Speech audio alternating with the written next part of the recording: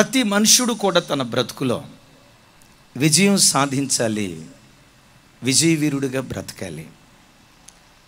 లోకంలో ప్రతి మనిషి కాంక్షించేది, ఆశపడేది, ఆరాటపడేది భూమి మీద బ్రతుకుతున్న కొద్ది దినాల్లో విజయాన్ని చెవిచూస్తూ సాగిపోవాలి అని ప్రతి మనిషి ఆరాటపడతాడు. 24 గంటలు కష్టపడి చదువుకున్నవాడు తన క్లాసులో విజయాన్ని సాధించాలనుకుంటాడు. 24 గంటలు సెల్ ఫోన్తో వీడియో గేమ్ ఆడుకున్నవాడు కూడా క్లాస్ ఫస్ట్ రావాలనుకుంటాడు. ప్రయాసపడినవాడు ఫస్ట్ రావాలనుకుంటాడు, ప్రయాస పడనివాడు విజయాన్ని సాధించాలనుకుంటాడు. ప్రతి మనుషుని గుండెల్లో ఈ చిన్న జీవితంలో విజయాన్ని పొందుకోవాలి అని విజయం కొరకు ఆరాటపడతాడు. అయితే కొంతమంది జీవితాల్లో విజయం అనేది ఒక అందని ద్రాక్ష పండులాగా, జీవితంలో ఎంత ప్రయాసపడినా మేము విజయాన్ని సాధించలేకపోతున్నాం అని అపజయ భారంతో అల్లాడిపోయేటువంటి ప్రజలు లోకంలో చాలామంది ఉన్నారు. అసలు ఒక మనుషుడు తన బ్రతుకులో విజయాన్ని సాధిస్తూ సాగిపోవాలంటే ఎలా తాను విజయాన్ని పొందుకోగలుగుతాడు? పరిశుద్ధ గ్రంథమైన బైబిల్లో ఒక తల్లి 5 సంవత్సరాల లోపున్న తన కడుపును పుట్టిన ఆ చిన్న బిడ్డను దేవుని మందిరంలో వదిలేసి తిరిగి ఇంటికి వెళ్ళిపోబోతూ ఉంటే చుట్టూతో ఉన్న ప్రజలు అంటున్నారు, అమ్మా నీ కొడుకును ఈ మందిరంలో ఎందుకు వదిలేసావమ్మా? ఎందుకు వదిలేసేది ఏంటయ్యా? నా కొడుకు సేవ చేయాలి, నా కొడుకు యాజకుడు కావాలి, నా కొడుకు పెరిగి పెద్దవాడైన తర్వాత దేవుని సేవ చేసే ఒక ప్రవక్తగా మార్చబడాలి అని 5 సంవత్సరాల లోపున్న పసిబిడ్డను దేవుని మందిరంలో వేసి వెళ్తూ ఉంటే కొంతమంది అన్నారు, నీకేమన్నా పిచ్చి పెట్టిందా? ఈ చిన్న బిడ్డను ఎవరైనా అసలు ఎదగనిస్తారా? ఇక్కడ ఈ మందిరంలో సేవ చేసే ప్రధాన యాజకుని పేరు ఏలీ. ఏలీ తర్వాత సేవకులైతే ఆయన కొడుకులే అవుతారు. ఏలీ తర్వాత ఆ స్థానాన్ని పొందుకోగలిగితే, విజయాన్ని సాధించగలిగితే ఏలీ పిల్లలు అవుతారు, కానీ నీ కొడుకు కాలేడమ్మా. ఒకవేళ ఇక్కడ ఎదిగితే వాళ్ళు ఎదుగుతారు, కానీ నీ కొడుకు ఎదగలేడమ్మా. నా మాట విను, నీ కొడుకును పెంచి ఇంట్లో పెద్ద చేసుకో. ఈ మందిరంలో బలం కలిగిన వాళ్ళు, స్థానికంగా బలం కలిగిన వాళ్ళు ఏలీ కుటుంబం, వాళ్ళు బలమైన కుటుంబం. వాళ్ళకి ఈ షిలోహు మందిరంలో జనబలం ఉంది విజయాన్ని పొందటానికి, ధనబలం ఉంది విజయాన్ని పొందటానికి, ఖండబలం ఉంది విజయాన్ని పొందటానికి, జనబలం ఉంది విజయాన్ని పొందటానికి.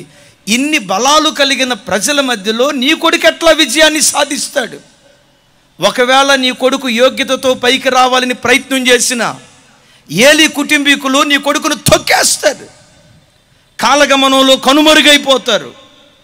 ఆ తల్లితో అంటే ఆ తల్లి దేవుని మందిరంలో మోకరించి ఒక అద్భుతమైన పాట రాస్తుంది. అక్కడ ఆ పాటలో ఒక చరణంలో ఏమని రాస్తుందో తెలుసా? ఎవడును తన బలము వలన జయమును పొందలేడు. అఫ్కోర్స్ ఏలీ కుమారులకు జనబలం ఉండి ఉండొచ్చు, అఫ్కోర్స్ ఏలీ కుమారులకు ధనబలం ఉండి ఉండొచ్చు, ఏలీ కుమారులకు కులబలం ఉండి ఉండొచ్చు, ఖండబలం ఉండి ఉండొచ్చు. ఈ బలాలు కలిగిన వాడు జయాన్ని పొందలేడు. దేవుడు ఎవడికి జయమిస్తాడో వాడు మాత్రమే జయాన్ని పొందుతాడు. నా కొడుకును తొక్కాలని ఏలీ పిల్లలు ప్రయత్నం చేసిన, అసలు ఏలీ పిల్లలే కాదు, ఏలీ ప్రయత్నం చేసిన, దేవుడు ఒకనికి విజయాన్ని ప్రసాదించాలంటే, దేవుడు ఒకని లేవనెత్తాలంటే, దేవుడు ఒకని బ్రతుకులో మార్గాన్ని తెరిస్తే, తలుపులు తెరిస్తే, దేవుడు తెరిచిన తలుపులను ప్రపంచంలో ఎవ్వడూ మొయ్యలేడు. అందుకని బిడ్డలారా గమనించండి, లోకంలో ప్రజలు తమ జ్ఞానబలం ద్వారా, జనబలం ద్వారా, ఖండబలం ద్వారా, అండబలం ద్వారా విజయాన్ని సాధించాలనుకుంటారు. నీ జీవితంలో కూడా ఈ మాట నమ్ము. ఒకవేళ నేను బాగా చదువుకున్నా, నా జ్ఞానంతో నేను ఏమైనా సాధించగలనని ఒకవేళ నీ మనసులో అనుకుంటే, హబక్కుకు గ్రంథంలో రాసుంది, కొందరట తమ బలమునే దైవములుగా భావిస్తారట. చెప్పండి, దేన్ని? తమ బలమునే దైవాలుగా భావిస్తారట. అంటే దేవుడి మీద ఎంత నమ్మకం ఉంచుతాడో దేవుని నమ్మినవాడు, కొంతమంది వాళ్ళ బలం మీద నమ్మకం ఉంచి జీవిత యాత్ర సాగిస్తారు. ప్రసంగిలో చక్కటి మాట రాసి ఉంటుంది, మీకు జ్ఞాపకం చేస్తాను, ఒకసారి చూడండి. ప్రసంగి గ్రంథం 9వ అధ్యాయం 11వ వచనం. మరియు నేను ఆలోచింపగా, 9వ అధ్యాయం 11వ వచనం.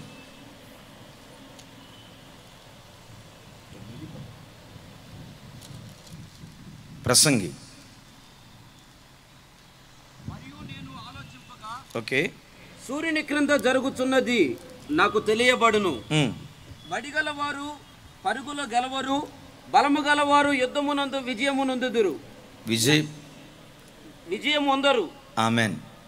ఒరే చిన్నోడా, నాలుగు కాస్త పలసం చేసుకోరా, అంత మందంగా ఉంటే అట్ట. స్పష్టంగా చదువు. మరియు నేను ఆలోచింపగా, అందరూ నాతో కలిసి, మరియు నేను ఆలోచింపగా, సూర్యుని క్రింద జరుగుతున్నది నాకు తెలియబడును. సూర్యుని క్రింద జరుగునది నాకు తెలియబడును. వడిగలవారు పరుగులో గెలవరు. ఇక్కడ గమనించండి, ఏమంటాడు? వడిగలవాడు వడిగలవాడు పరుగులో గెలవడు, బలము గలవారు యుద్ధమునందు విజయం పొందరు. ఏంటేంటేంటి? వడిగలవాడు పరుగులో గెలవడట.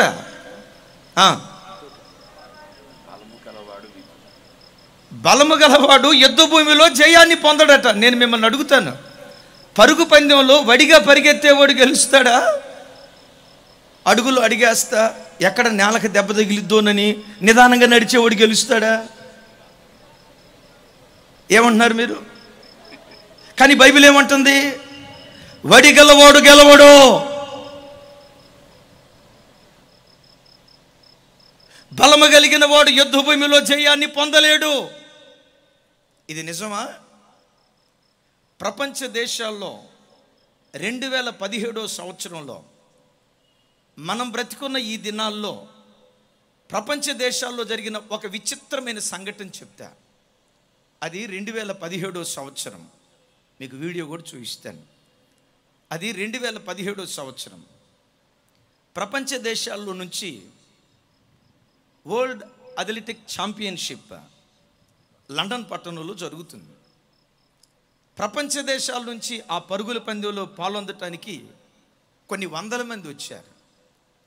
అది 100 మీటర్స్ రిలే. ఆ 100 మీటర్స్ రిలే ట్రాక్ మీద పరుగులో నిపుణత కలిగిన ఒక 10 మంది ట్రాక్ మీద నిలవబడ్డారు. ఆ 10 మందిలో ఒక అతను ఉన్నాడు. అసలు ఇంకా పరుగు పందెం ప్రారంభం కాకమునిపే ప్రపంచ దేశాలంతా ఏమన్నాయో తెలుసా? రిజల్ట్స్ కొరకు ఎదురు చూడాల్సిన అవసరం లేదు, అదిగో పలానా వ్యక్తే గెలుస్తాడు. అతని పేరు హుస్సేన్ బోల్ట్. ఏం పేరు? అతని పేరు హుస్సేన్ బోల్ట్. ఆ పరుగు పందెం పూర్తి కాక మునిపే గ్యాలరీలో ఉన్నవాళ్ళు కానీ అంపైర్లు కానీ అక్కడ ఉన్న వాళ్ళంతా ఈ పరుగు పందెంలో గెలిస్తే బోల్ట్ హుస్సేనే గెలుస్తాడు, ముగింపు దాకా మనం చూడాల్సిన అవసరం లేదు. ఎందుకంత కరాఖండిగా చెప్పారంటే, ఈ బోల్ట్ హుస్సేన్ అనే ఈ వ్యక్తి గతంలో ఒలింపిక్స్ గేమ్స్ జరిగినప్పుడు 8 గోల్డ్ మెడల్స్ సాధించాడు.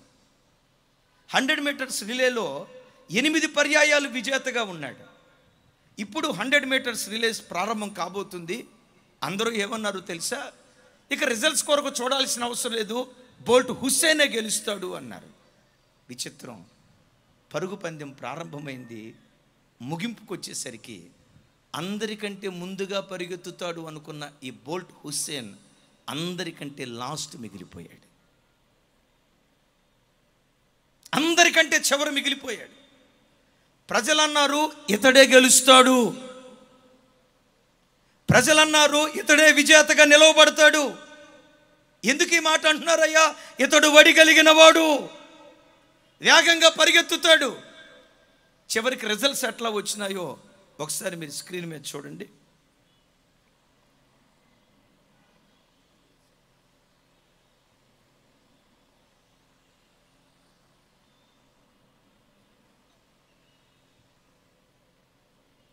Voice over.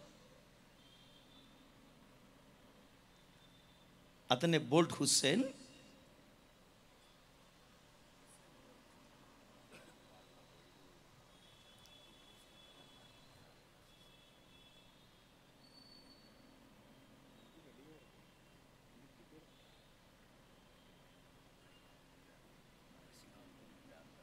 కాలు మడతబడి పడిపోయాడు, చూసారా?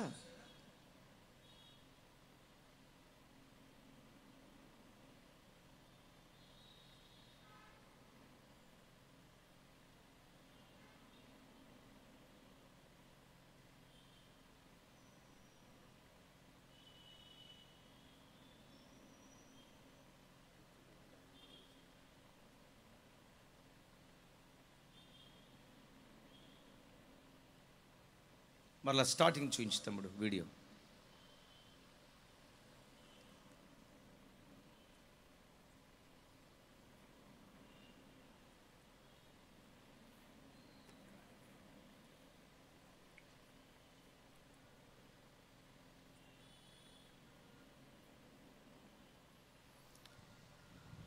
రైట్. అతడు పరుగులో చిరుతుపులితో సమానం. మానవ చిరుతుపులి అంటారు. ట్రాక్ మీద నిలవబడ్డాడు, పరుగు ప్రారంభించాడు, వాయువేగంతోనే పరిగెత్తుతున్నాడు. పరిగెత్తుతూ ఉండగా చీలమండలంలో ఎక్కడో నరం పట్టేసింది. ఒక్క అడుగు కూడా ముందుకు వేయలేకపోయాడు, కుప్పలాగా కూలిపోయాడు. ఈరోజు వాక్యం వింటున్న దేవుని ప్రజలరా, నీ బలాన్ని నువ్వు దైవంగా ఎంచుకో, నీ చదువును నీ జ్ఞానంగా ఎంచుకో, నీవు కలిగిన ఆస్తిపాస్తులు అవి నీకు ఆధారమని ఎంచుకో, అవి నీకు విజయాన్ని ప్రసాదిస్తాయి అని పొరపాటును అనుకోకు. సామెతల గ్రంథంలో సొలొమోను భక్తుడు ఓ చక్కటి మాట అంటాడు. ఏమంటాడో తెలుసండి? యుద్ధ దినమునకు గుర్రములను రథములను ఆయత్తపరుచుట కత్తు, విజయం యెహోవా స్వాధీనంలో ఉంది అంటాడు. నమ్మండి బిడ్డలారా, లోకాన్ని చూడండి. మేధావి అనుకున్నవాడు ఎగ్జామ్ రాశాడు, వాడికి ఉద్యోగం దొరకదు. ఒరే వీడు అమాయకపు చక్రవర్తిరా, వీడేం పాస్ అవుతాడు రా అనుకుంటాడు, వాడే ఐఏఎస్ ఆఫీసర్ అవుతాడు. కొంతమంది సేవకులకు ఆ భాష పరిజ్ఞానం కూడా సరిగ్గా ఉండదు, మాట సరిగ్గా ఉండదు. కానీ ఆ భాషా పరిజ్ఞానం లేని సేవకులు లక్షల కొలది ఆత్మలను సంపాదించే సంపాదకులుగా మారిపోతారు. భాషా పరిజ్ఞానం కలిగి నేను చక్కటి తలాంతులు కలిగిన వాడిని, నేను చక్కటి వరాలు కలిగిన వాడిని, నేను చక్కటి ఈవులు కలిగిన వాడిని తన బలాన్ని నమ్ముకొని తన బలం మీద ఆధారపడే ప్రతి మనుష్యుడు బ్రతుకులో భంగపడిపోతాడు. వాక్యం వింటున్న బిడ్డలారా, ఈ విజయవాడ పట్టణంలో దేవుని వాక్యం వింటున్న అశేష జనమ, నిశ్చయంగా ఈ రాత్రి నుండి ఎక్కడికి వెళ్ళినా విజయోత్సవంతో దేవుడు నిన్ను ఊరేగించునుగాక. నిన్ను నీ పిల్లలను విజయోత్సవంతో ఊరేగించునుగాక. నువ్వు అడుగుపెట్టే ప్రతి స్థలములో దేవుడు నీకు విజయాన్ని దయచేయునుగాక. ఒక విజయ వీరుడిగా, మరో మాటలో చెప్పాలంటే విజయానికి చిహ్నంగా నిన్ను నీ పిల్లలను నా దేవుడు నిలవబెట్టునుగాక. సో విజయం దేవుని వలనే కలుగుతుంది అని మనం కన్ఫర్మ్ అయింది, నమ్మాం. అసలు దేవుని ద్వారా మీరు నేను విజయాన్ని ఎట్లా సంపాదించగలుగుతాం? ఏం చేస్తే దేవుడు మనల్ని గెలిపిస్తాడు? ఎలా మనం అడుగులు వేయటం ద్వారా దేవుని ద్వారా మన విజయాన్ని సాధించగలుగుతాం? చూడండి, కీర్తనల పుస్తకం, కీర్తనల గ్రంథం 44వ కీర్తన 3వ చరణం. బహు అద్భుతమైన మాట. కోరహు కుమారులు కీర్తన రాస్తూ బహు విలువైన సమాచారం చెప్తారు. అందరూ నాతో కలిసి మాటలు చెప్పండి. చదువుతాము. వారు తమ ఖడ్గము చేత దేశమును స్వాధీనపరచుకొనలేదు, వారి బాహువు వారికి జయమయ్యలేదు. నీవు వారిని కటాక్షించితివి గనుక నీ దక్షిణ హస్తమే, నీ బాహువే, నీ ముఖకాంతియే వారికి విజయము కలుగజేయును. చప్పటి కొడుతూ స్తోత్రాలు చెప్దాం. 44:3 అందరూ నాతో కలిసి మాట చెప్పడానికి ప్రయత్నం చేయండి. అందరూ నాతో కలిసి. వారు తమ ఖడ్గము చేత దేశమును స్వాధీనపరుచుకొనలేదు. చెప్పండి, దేంతో స్వాధీనపరుచుకోలేదట? రైట్. ఆ తర్వాత అంటాడు, వారి బాహువు వారికి విజయాన్ని ఇవ్వలేదు. చెప్పండి చెప్పండి. వారి బాహువు వారికి విజయాన్ని ఏమంటాడు? వారి ఖడ్గము వారిని గెలిపించలేదు, వాళ్ళ బాహువు వాళ్ళకు జయాన్ని ఇవ్వలేదు, వాళ్ళ ఖడ్గం చేత దేశాన్ని స్వతంత్రించుకోలేదు.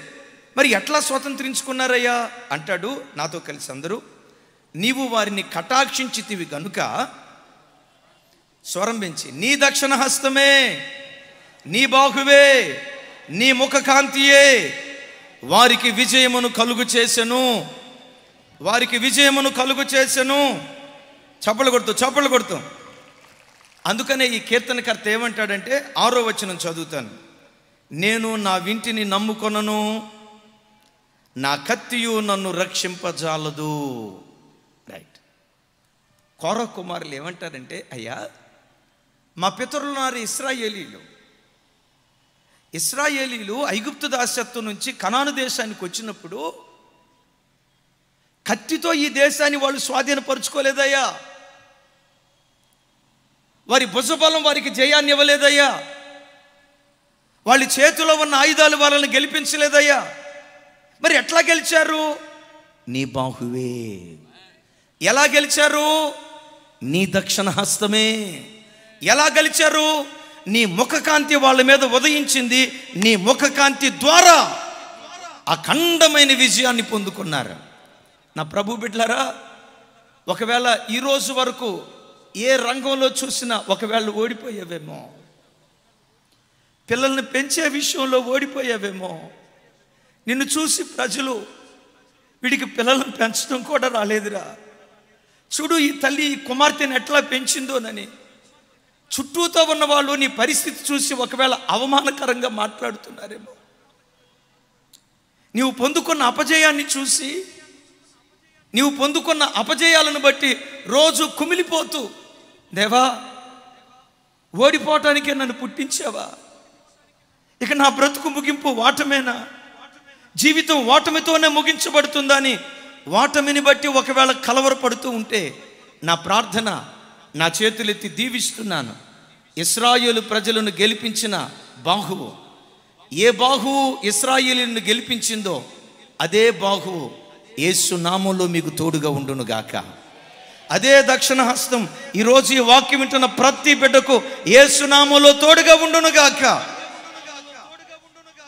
ఈ రాత్రి ఆకాశమందలి దేవుని ముఖకాంతి ఒక్కొక్క బిడ్డ మీద ప్రసరించునుగాక, ఒక్కొక్క బిడ్డ మీద ప్రసరించునుగాక. బిడ్డలారా, ఈ వాక్యం బోధించే నేను ఓ పల్లెటూరులో పుట్టినవాడిని.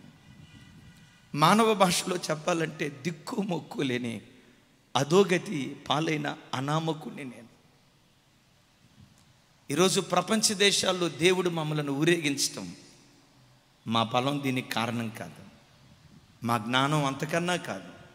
ఇక జ్ఞానం అంటారా, పేరుకు చదువుకోవటం, ఇంజనీరింగ్ చదువుకున్నా కానీ నాకు తెలిసి మా ఊరిలో నా అంత అమాయకుడు ఇంకొకడు ఉండడు. ఒకవేళ అమాయకులకు ప్రెసిడెంట్ని పెట్టాలంటే ఆ అమాయకులకు నేనే ప్రెసిడెంట్ని. మా నాన్న ఇక్కడే ఉన్నాడు, చాలాసార్లు అనేవాడు, ఒరే ఎట్టా బతుకుతావురా అనేవాడు. నేను బతకలా, దేవుడు బ్రతికించాడు. నేను గెలవలా, దేవుడు గెలిపించాడు. నేను విజయాన్ని పొందలా, యెహోవా దక్షిణ హస్తము తోడుగా ఉంది, ఆయన బాహుబలం తోడుగా ఉంది, ఆయన ముఖకాంతి ఉదయింపచేశాడు. ఊరు పేరు లేని మమ్మలను ఊరూర దేవుడు ఊరేగిస్తున్నాడు. ఒకసారి ఆలోచించండి. ఆయన ముఖకాంతి మన మీద పడ్డప్పుడు ఏం జరుగుతుందో ఒక మాట. భక్తుడు కీర్తనకర్త మోషే అంటాడు, నీ ముఖ కాంతిలో మా రహస్య పాపాలు బయటపడుతున్నాయ్యా. దేవుని ముఖకాంతి నీకు విజయాన్ని ఇవ్వక మునుపు నీ జీవితంలో ఏం జరిగిద్దో తెలుసా? ఆయన ముఖకాంతి నీ మీద ప్రత్యక్షమైనప్పుడు నీ లోపల దాగి ఉన్న రహస్య పాపాలు దేవుడు చూపిస్తాడు. నీ పాప జీవితాన్ని దేవుడు బయలుపరుస్తాడు. అది వాక్యం ద్వారా కానీ, పరిశుద్ధాత్మ ద్వారా కానీ, దేవుని సన్నిధికి వచ్చి కూర్చున్నప్పుడు కానీ, తన వాక్యము ద్వారా, తన ముఖకాంతి ద్వారా నీ రహస్య పాపాలు దేవుడు బయలుపరుస్తాడు. ఎప్పుడైతే బయలుపరిచాడో నీలో ఉన్న పాపాన్ని నువ్వు కత్తిరించడం ప్రారంభిస్తే, కత్తిరించిన రోజు నుండే నువ్వు విజయాన్ని చవిచూచడం ప్రారంభిస్తావు. వాక్యం విన్నందువల్ల నువ్వు జయాన్ని పొందలేవు. వాక్యాన్ని ప్రకటించినందువల్ల జెరెమీయా అనే ఈ సేవకుడు విజయాన్ని పొందలేడు. జెరెమీయా అనే ఈ దైవ సేవకుడు ప్రకటించిన వాక్యానికి తగినట్లుగా తనను తాను వాక్యం చేత కత్తిరించుకుంటే, వాక్యం వింటుండగా ఆయన ముఖకాంతిలో నీ రహస్య పాపాలు, ఆయనకిష్టమైనవి కానివి, ఆయనకు అయిష్టమైనవి ఏవేవి నీలో ఉన్నాయో ఒక్కొక్కటి దేవుడు బయలుపరుస్తాడు. ఎట్లా? యవన సహోదరుడా, నాకు ఆయాస్కరమైన ప్రతి ఫలానా గుణం నీలో ఉంది, తొలగించుకో. ఓ ప్రార్థనకు వచ్చే ఓ భార్య, ఓ తల్లి, దేవునికి ఆయాస్కరమైన ఫలానా గుణం నీలో ఉంది, కత్తిరించుకో. ఓ పురుషుడా, సంఘానికి వెళ్ళి సంఘ పెద్దగా బ్రతికే ఓ సంఘ పెద్ద, నాకు ఆయాస్కరమైన ఫలానా గుణం నీలో ఉందని వాక్యం ద్వారా దేవుడు నీకు బయలుపరుస్తాడు. ఎవడైతే వాక్యానికి విధేయుడై వాక్యానికి లోబడి బ్రతుకును దిద్దుకుంటాడో వాడు పల్లెటూరులో పుట్టినవాడైనా, ఊరు పేరు లేనివాడైనా ఉన్నత శిఖరాల మీద దేవుడు కూర్చుండబెడతాడు. ఎలా దేవునికి మనలను మనం అప్పగించుకోవాలో అది అమెరికా దేశం. యవన కాలంలో దేవుని సేవ చేయాలి అనే ఆశతో ఒక యవనస్తుడు దేవుని సేవలో అడుగుపెట్టాడు. సేవ చేస్తున్న దినాల్లో అతనికి అమెరికా దేశంలో పేరుగాంచిన ఒక ఆట ఉంది. ఆ ఆట అంటే ఆ యవనస్తుడికి మహా ఇష్టం. ఎంత ఇష్టమో నోటి మాటలతో చెప్పలేం. బేస్బాల్ అంటే మహా ఇష్టం. రోజు ప్రొద్దునే 5 లేచేవాడు, ఒక గంట సేపు జాగింగ్ చేసేవాడు. 6 గంటల నుంచి 7 గంటల దాకా దరిదాపుగా గంటన్నర ఆ ఆట ఆడుకుంటూ ఉండేటువంటి వాడు. అమెరికన్స్ కానీ, అమెరికా దేశంలో పుట్టి పెరిగిన వాళ్ళకి కానీ బేస్బాల్ అంటే మహా ఇష్టం. ఇతను కూడా చిన్నప్పటి నుంచి మహా ఇష్టం. ఒకరోజు దేవుడు ఆయన దగ్గరికి వచ్చి, నా సేవకుడా, నీ సమయాన్ని ఎక్కువగా బేస్బాల్ దగ్గర గడుపుతున్నావు, నీతో ఒక మాట మాట్లాడతాను, నేను చెప్పినట్టు చేస్తావా? వెంటనే ఈ యవన దైవ సేవకుడు మోకరించి, దేవా, నేను నీకు దాసుడిగా బ్రతకటమే కాదయ్యా, నీకు బానిసగా బ్రతకటానికి ఇష్టపడుతున్నాను. దాసుడు కొన్ని ఇష్టమైతే చేస్తాడు, కష్టమైతే మానుకుంటాడు. బానిస దగ్గరికి వచ్చేసరికి బానిసకు స్వతంత్ర అభిప్రాయాలు అంటూ ఏముండో. దేవా, నేను నీకు దాసుడిని కాదు, నీకు బానిసని.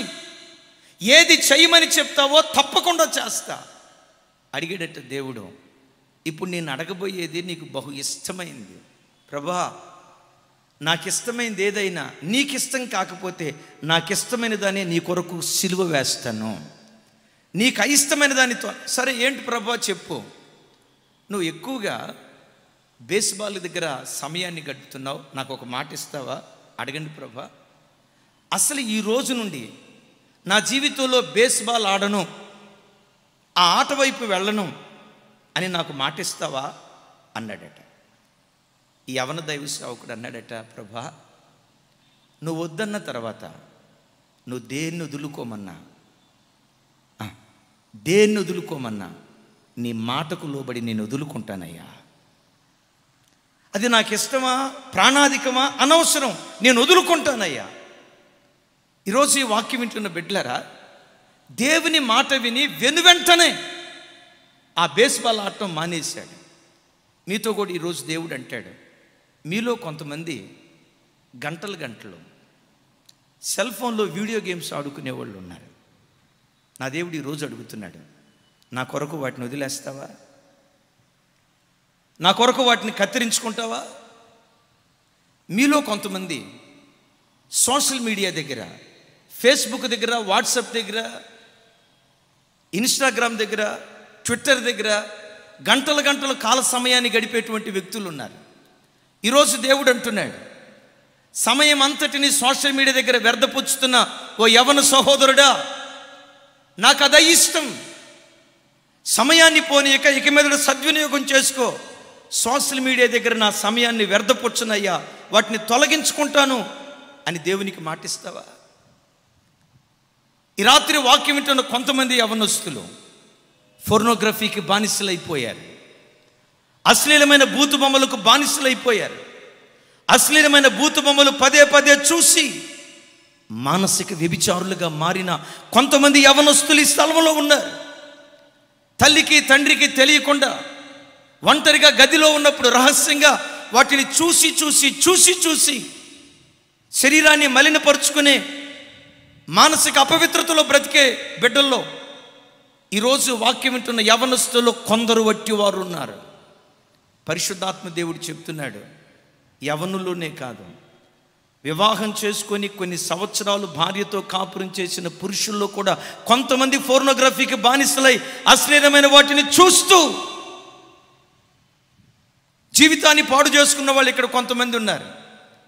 ఈ రాత్రి దేవుడు మాట్లాడుతున్నాడు, నేను మాట్లాడుతూ ఉండగా వాటిని తొలగించుకోవడానికి నువ్వు ఇష్టపడతావా?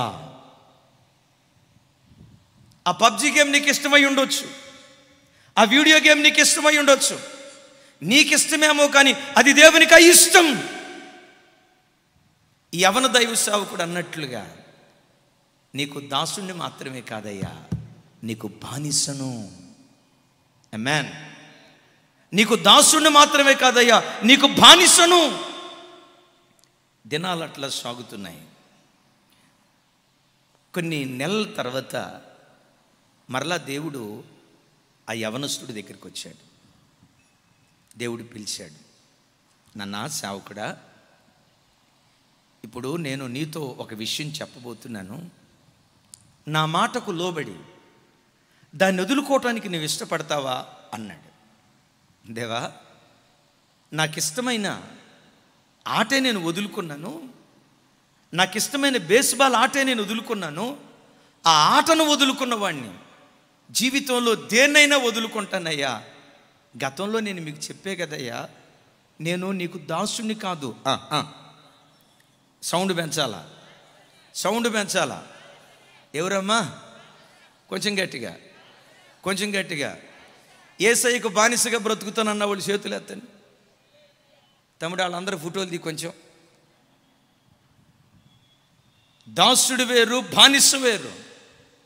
దైవజనమా, యేసయ్య కొరకు బ్రతికితే బానిసలుగా బ్రతుకుదాం, ఆయన పాద బానిసలుగా బ్రతుకుదాం. దేవా, నేను నీకు దాసుని మాత్రమే కదయ్యా, బానిసని ఏం చెప్తావో చెప్పయ్యా. నీవు సంఘానికి వచ్చే పలానా అమ్మాయిని ప్రేమించావు, ఆ అమ్మాయిని వివాహం చేసుకోవాలనుకుంటున్నావు. అవును ప్రభా, నిజమే, ఆ అమ్మాయి చాలా భక్తి కలిగిందయ్యా. మందిరానికి వచ్చే యవన బిడ్డలో ఆ బిడ్డ ప్రత్యేకమైందయ్యా. దేవుడు అంటాడట, అబ్బాయి నువ్వు నాకు ప్రత్యేకంగా చెప్పాల్సిన అవసరం లేదు అబ్బాయి. ఆ అమ్మాయి ఎంత మంచిదో నాకు తెలుసు, నాకు తెలియందా? ప్రభా మీకు తెలుసు, నేను కాదంట్లా. నా మనసులో ఉంది ఏంటంటే, ఆ అమ్మాయినే కనుక నేను చేసుకుంటే మేమిద్దరం కలిసి అకులా ప్రిస్కిల్లా లాగా మీ రాజ్య వ్యాప్తి కొరకు కష్టపడదాం అనుకో. ఏం మేసాలన్న ఆమెనంటున్నావు? అట్లాంటివి ఎక్కడన్నా చేసావా? జాగ్రత్త, అక్క మేసాలు కత్తిరిస్తుంది నీది, జాగ్రత్త. రైట్, చూడండి, విచిత్రం చూడండి. ఈ యవనస్తుడు అంటాడట, దేవా నాకు సరి అయిన జోడి, నా ఆత్మీయ స్థాయికి తగినటువంటిది తానైతే మేమిద్దరం కలిసి బలంగా నీ సేవ చేయాలి. దేవుడు అన్నాడట, ఆ అమ్మాయితో ఉన్న బంధాన్ని నా కొరకు తెంచుకోవటానికి ఇష్టపడతావా? సైలెంట్ అయిపోయాడంట. దేవుడు కొన్నిసార్లు నీకు ఇష్టమైన వాటిని వదులుకో అని దేవుడు అంటాడు. నువ్వు దేవుణ్ణి ఎంత ఇష్టపడతావో తెలుసుకోవటానికి. నీకు ప్రాణాధికమైన వ్యక్తులను, వస్తువులను, స్థలాలను వదులుకోమని దేవుడు అంటాడు. వదులుకుంటావో లేదో పరీక్షించటానికి మౌనం అయిపోయాడట. అప్పుడు దేవుడు అన్నాడట, సేవకుడా, నాతో నువ్వేమన్నావో తెలుసా? ఏమన్నాను ప్రభువా? నేను నీకు దాసుని. గట్టిగా చెప్పాలా? అది అందరూ నేను నీకు, ఇందాక పెద్ద ప్రసంగం చేసావు కదయ్యా, నేను నీకు దాసుని కాదు బానిసనన్నావు. మరి బానిసవైతే నా మాటకు లోబడవా? నా మాటకు లోబడవా? ఆ మాట నీ లోపు దేవుని ఎదుట కుప్పలా కూలే. దేవా, నేను ఎవరినైనా ప్రేమిస్తా, కానీ నీ తర్వాతే. నీకంటే లోకంలో దేన్ని ప్రేమించును. దేవుడు అన్నాడు, దేన్ని ప్రేమించనంటే మరి అమ్మాయిని వదులుకుంటావా? వదులుకుంటాను కానీ ప్రభువా, మరి ఆ అమ్మాయిని నన్ను వదులుకోవాలిగా. నేను పెళ్లి చేసుకోనంటే అమ్మాయి గుండెకి చచ్చిపోద్దేమో. దేవుడు అన్నాడట, ఆ బాధ్యత నేను తీసుకుంటా, నీ మీద ఉన్న మనసు తొలగించేటట్లు నేను చేస్తా. ఆ అమ్మాయిని వదులుకుంటావా? ప్రభువా, నేను మీకు చెప్పే కదయ్యా, నేను నీకు దాసుణ్ణి కాదు.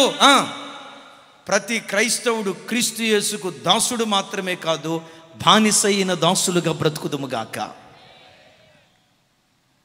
అబ్రహాం దగ్గరికి వచ్చి కూడా దేవుడు అంటాడు, హాగరమతో ఇన్ని సంవత్సరాలు కాపురం చేశావు, దాసిని, దాసి కుమారుణ్ణి నీ ఇంటిలో నుంచి తరిమేశాయి అన్నాడు. ఈ వాక్యం వింటున్న ప్రజలారా, మీలో కొంతమంది క్రమం తప్పిన సంబంధాలకు అలవాటు పడిన వాళ్ళు ఉన్నారు. భర్త గొంతు కోసే నయవంచకురాలైన స్త్రీలు ఈ లైవ్ చూస్తున్న వాళ్ళలో ఒకవేళ ఉండి ఉండొచ్చు. భార్య అమాయకురాలే, నోరు లేనిది లేని క్రమం తప్పిన బంధాలకు వెళ్ళి కుటుంబాలను శాపగ్రస్తులుగా చేసుకున్న వాళ్ళు ఉండి ఉండొచ్చు. అయిపోయింది, ఏదో అయిపోయింది. బుద్ధి లేకో బుద్ధుండో, బుద్ధి లేక ఏముంది, బుద్ధుండే చేసింది ఇది.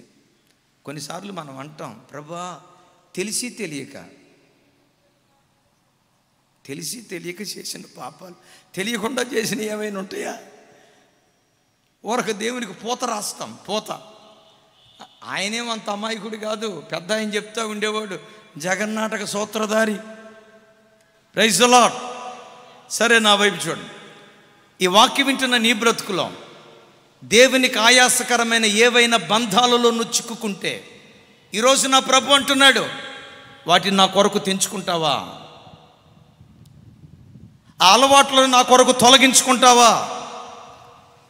ఒకవేళ అది తాగుడు అలవాటు అయి ఉండొచ్చు, ఒకవేళ అది పేకాట అలవాటు అయి ఉండొచ్చు, ఒకవేళ అది క్రమం తప్పిన సంబంధమే అయి ఉండొచ్చు.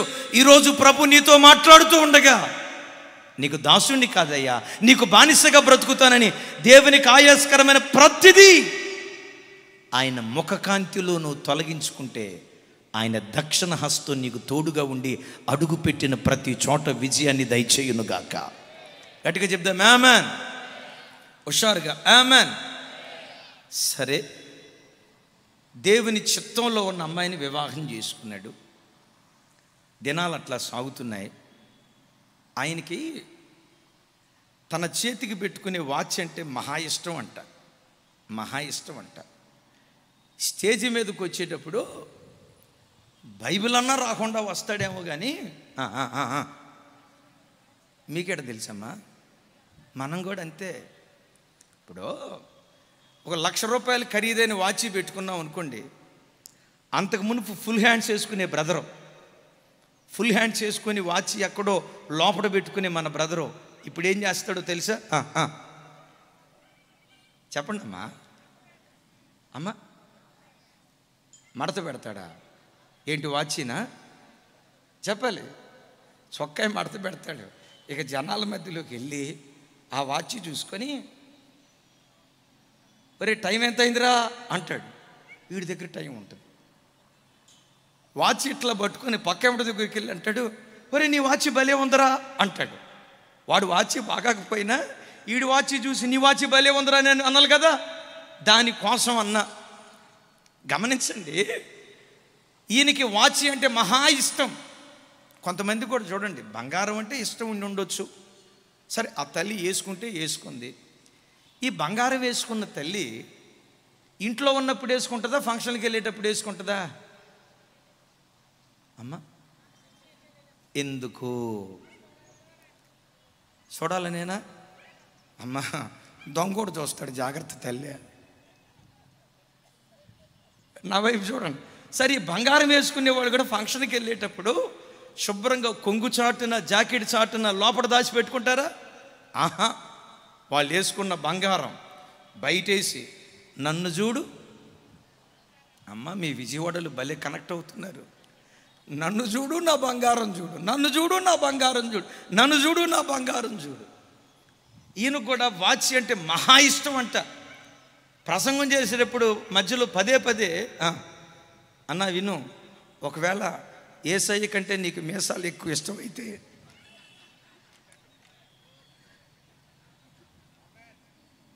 ఉంచుకో, పెద్ద ఆయన చెప్పాడు కదా ఉంచుకోమని. అది సరే. కొంతమంది ఇక ఆయన ప్రసంగం చేసేటప్పుడు పదే పదే ఇట్లా అంటున్నారట. ఆ లైటింగ్ వాచ్ మీద పడి ఆ ఫ్లాష్, ఆ లైట్ అట్లా రిఫ్లెక్ట్ అయిపోతూ ఉంటే దేవుడు వచ్చి అన్నాడు, ఆ వస్తువు నీ చేతి మీద ఉండటం నాకు ఇష్టం లేదు, తీసేస్తావా అన్నాడట. దేవా, నాకు ఇష్టమైన బేస్బాల్నే వదులుకున్నాను, నేను ప్రేమించిన అమ్మాయినే వదులుకున్నా, ఇన్ని వదులుకున్న నాకు ఆఫ్టర్ ఆల్ ఈ వస్తువు నాకెంత అని స్టేజ్ మీద తీసి ఒక నిర్ణయం తీసుకున్నాడట. జీవితంలో ఇంకెన్నడూ నేను వాచి పెట్టుకోను. తనకిష్టమైన దాన్ని తీసేసాడట. ఆ యవనస్తుడు పెరిగి పెద్దవాడయ్యాడు. పెరిగి పెద్దవాడైన తర్వాత 171 దేశాలలో అడుగుపెట్టి సువార్తను ప్రకటించే అంతర్జాతీయ సువార్థికుడిగా మార్చబడ్డాడు. ఈ ఒక్క దైవ సేవకుడు 21 కోట్ల మంది ప్రజలను ప్రభు తట్టు త్రిప్పాడు. మరలా చెప్తాను, ఈ ఒక్క వ్యక్తి 171 దేశాల్లో అడుగుపెట్టి 171 దేశాల్లో దేవుని వాక్యాన్ని ప్రకటించి 21 కోట్ల మంది ప్రజలను ప్రభు తట్టు త్రిప్పాడు. ఆయనే one and only the great doctor Billy Graham గారు. తమ్ముడు ఆ ఫోటో చూపించారా? Right, thank you. ఆయనే the great one and only doctor Billy Graham గారు. ఆయన ఎప్పుడు ఏం చెప్తాడో తెలుసా? దేవుని ముఖకాంతి మన మీద ప్రత్యక్షమైనప్పుడు ఆయనకు అయిష్టమైనవి తొలగించుకోమని వాక్యం ద్వారా మాట్లాడతాడు. దేవుని వాక్యానికి అప్పగించుకునే విషయంలో గమనించండి, కొంతమంది వాచి తీసేయని దేవుడు ఆయనతో మాట్లాడినప్పుడు కొంతమంది అంటారు, వాచి పెట్టుకోకూడదని బైబిల్ ఎక్కడైనా రాసి ఉందా? అట్లాగని అమ్మ మీ వాచీలు తీసేయమని కాదమ్మా, మీ బంగారం తీసేయమని కాదు నేను చెప్పే మాట. ఒకవేళ దేవుడు మీతో మాట్లాడితే, దేవుని కంటే అధికంగా దేన్నైనా ప్రేమిస్తూ ఉంటే ఒక మాట ప్రభువుని అడుగు, ప్రభా నీ ముఖకాంతి నా మీద ప్రత్యక్షమై దేన్ని వదులుకోమని నాతో చెప్పిన దాన్ని వదులుకోవటానికి ఇష్టపడతాను. నీకు తెలుసా, దేవుని వాక్యం ఎదుట నీ అపవిత్రతను ఎంత తొలగించుకుంటావో అంత గొప్ప విజయాలు దేవుడు నీకు ఇవ్వటం ప్రారంభిస్తాడు. అంత గొప్ప విజయాలు దేవుడు నీకు ఇవ్వటం ప్రారంభిస్తాడు. ఈ రాత్రి దేవుని వాక్యం వింటున్న బిడ్డలారా, దేవుని వాక్యం అనే ముఖకాంతి ఈ రాత్రి మన మధ్యలో ప్రత్యక్షమై ఉంటుండగా నీలో దేవునికి ఆయాసకరమైనది ఏదుందో యేసు నామం పేరిట ఈ రాత్రి నువ్వు తొలగించుకుంటే యెహోవా దక్షిణ హస్తం, యెహోవా బాహుబలం నీకు తోడుగా ఉండి ఎక్కడ ఓడిపోయావో అక్కడే నిన్ను గెలిపించునుగాక. నీ దేవుడు ఎవరో తెలుసా? ఎక్కడ తలదించుకున్నావో అక్కడే విజయోత్సవంతో నీ తల నా దేవుడు పైకెత్తునుగాక. నాతో సహా ఈ రాత్రి వాక్యం బోధిస్తున్న నాతో సహా నాలో కూడా ఏవో కొన్ని దేవునికి ఆయాసకరమైనవి ఉన్నాయి. 100కి 100 నీతిమంతుడు ఎవరూ లేరు.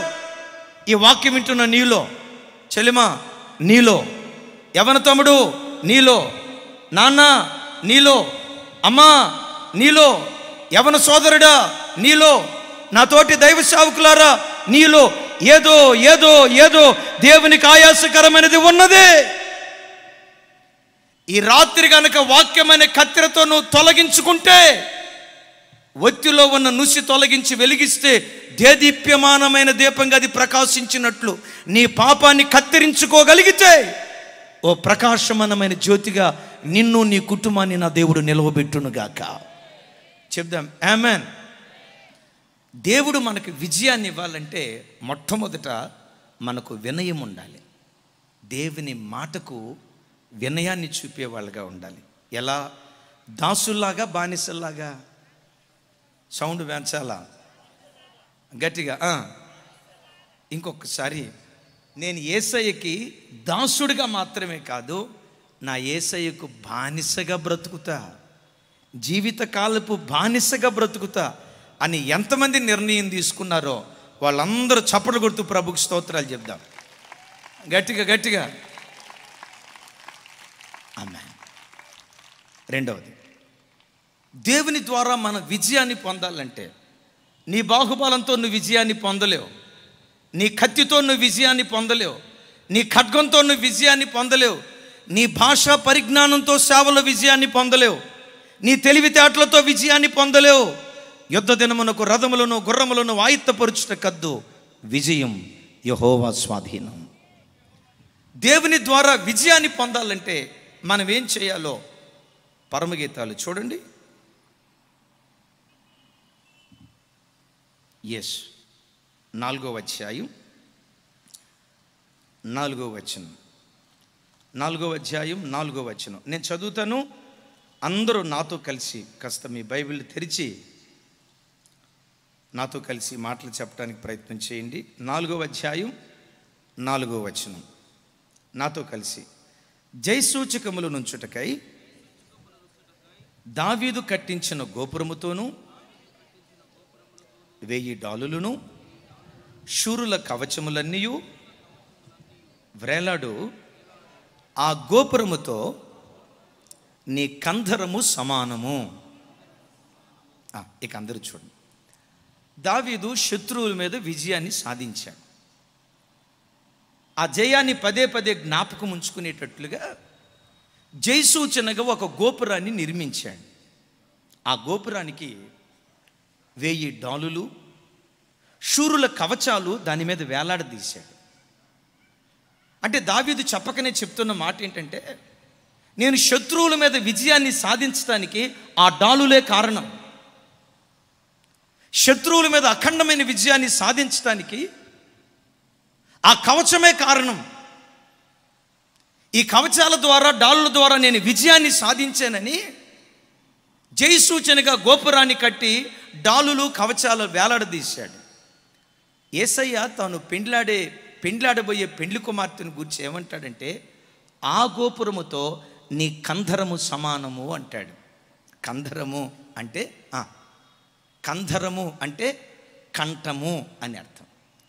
వాక్యం వింటున్న బిడ్డలారా, నువ్వు అడుగుపెట్టిన ప్రతి చోట దేవుడు నీకు విజయాన్ని ఇచ్చి జయోత్సవంతో దేవుడు ఊరేగించాలంటే ఎప్పుడు నీ కంఠం మీద డాలులు వేలాడాలి, ఎప్పుడు నీ కంఠం మీద శూరుల కవచాలు వేలాడాలి.